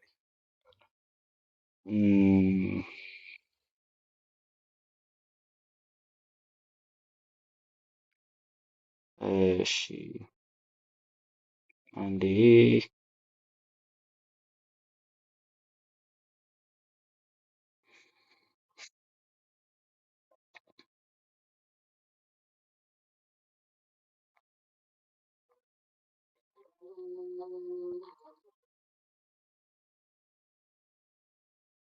እግዚአብሔር ለመፍጠር የሚጠበቅበት ማመን ነው። ባያምን ምንም አያደርግም ብሎ ማለት እሱ መጽሐፍ ቅዱሳዊ ትምህርት አይደለም ማለት ነው። እግዚአብሔር ለመፍጠር ፈጣሪነት ነው። በቃ ፈጣሪነት ኔቸር ነው። ለመፍጠር ፈጣሪ መሆን ነው። አንድ አካል ለመፍጠር ፈጣሪ መሆን ነው የሚጠበቅበት። እግዚአብሔር ደግሞ ፈጣሪ ነው። በባህሪው መፍጠር ይችላል። መፍጠር የራሱ ነው። ሰው ለምሳሌ ምናልባት ይሄኛው ምሳሌ እንዲሁ ላያስኬድ ይችላል፣ ግን ያ ሰው ለመተንፈስ ሰው መሆን ነው የሚጠበቅበት። በቃ ሰው ነው፣ ሰው ስለሆነ ይተነፍሳል እንጂ በቃ ይሄ እንደዚህ ካላደረገ ሶስት በጤና እክል በምናምንም ልታነሳው ይችላል። ምሳሌው ምናልባት ፐርፌክት ላይሆን ይችላል፣ በትክክል ስለ እግዚአብሔር ማንነት ላያሳይ ይችላል። ስለዚህ እግዚአብሔር ነው፣ ፈጣሪ ነው በእምነት። ይሄንን ብለው ግን ጨርሰው ራሳቸውን እግዚአብሔር እንዴት እንደሚያደርጉ ልንገራችሁ።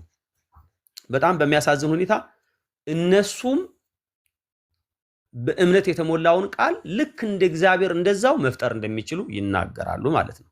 ይናገራሉ። በቃ እነሱ እግዚአብሔር ላይ አይደለም ዲፔንድ የሚያደርጉት፣ እምነታቸውን ላይ ነው ዲፔንድ የሚያደርጉት። ስለዚህ በተደጋጋሚ ይሄ ነገር የተነገረ ስለሆነ ግልጽ ነው። ስለዚህ በአጭር ቃል ብዙ ሰዓት ቃል ያስተምሮበት እንደሚሆን ተስፋ ስላደረኩኝ በትክክልም ስህተታቸውን ጉድለታቸውን አንስቶ ስለሚሆን እኔ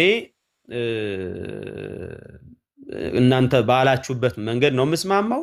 ከእግዚአብሔር አይደለም፣ ከክርስትና አይደለም። ይሄ ነገር ሰው ላይ ማዕከል ያደረገ ሰው ላይ ትኩረት ያደረገ የሰው ወንጌል ነው። ልዩ ወንጌል ነው።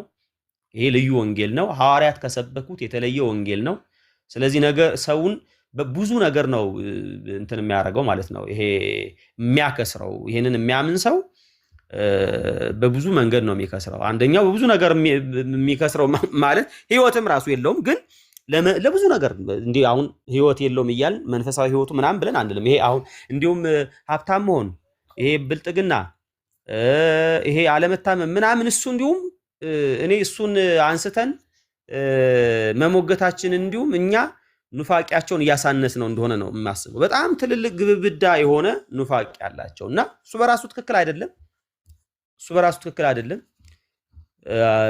ክርስቲያን እንደዚህ አይሆንም፣ እንደዚህ ይሆናል፣ ሀብታም ይሆናል፣ ድሃ አይሆንም፣ አይታምም የሚለው ግን ከዛ የበለጠ ግን እነሱ በነገረ እግዚአብሔር ማንነት ላይ በክርስቶስ ማንነት ላይ ክርስቶስን ስለ ክርስቶስ አተኖመንት የሚያወሩትን በመስቀል ላይ ያላለቀ በሲኦል ሂዶ ስለኛ በመንፈስ የሞተ ሲኦል ላይ የተወለደ ብለው ክርስቶስን በዛ መንገድ ይሄ የክርስትናን የቤዞት ትምህርት የሲሬት ትምህርትን የቤዞት ትምህርትን የሚያበላሽ ቴዎሎጂ ነገረ ድህነት ነው ያላቸው እና በአጠቃላይ ትምህርቱ እንደተባለው ቃሌ እንዳልከው የኑፋቄ ትምህርት ነው። ትክክለኛ ትምህርት አይደለም፣ ከክርስትና አይደለም። እነዚህን ሰዎች በደረሱበት መድረስ የለብንም። ልንነግራቸው ምናልባት በቅንነት በየዋህነት መስማት የሚችሉና የሚመለሱ ሰዎች ካሉ እንዲመለሱ ልንመክር፣ ለሚጠይቁት ጥያቄ መልስ ልንሰጥ እንጂ ከነሱ ጋራ አንድ ህብረት፣ አንድ ጉባኤ፣ አንድ ቤተክርስቲያን፣ አንድ አካል ውስጥ ያለን ሰዎች ነን ብዬ እኔም አላምንም። ቴንኪው ቃሌ።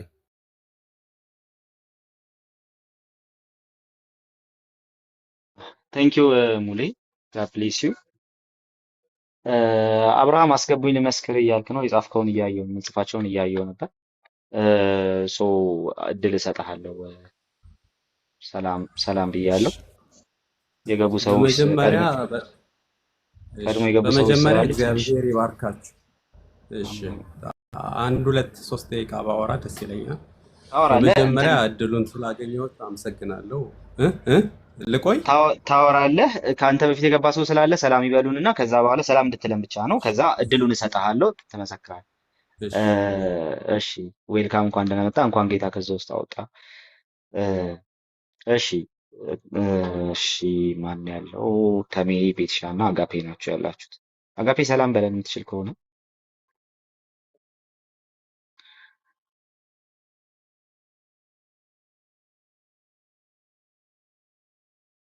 አጋፔ አለ።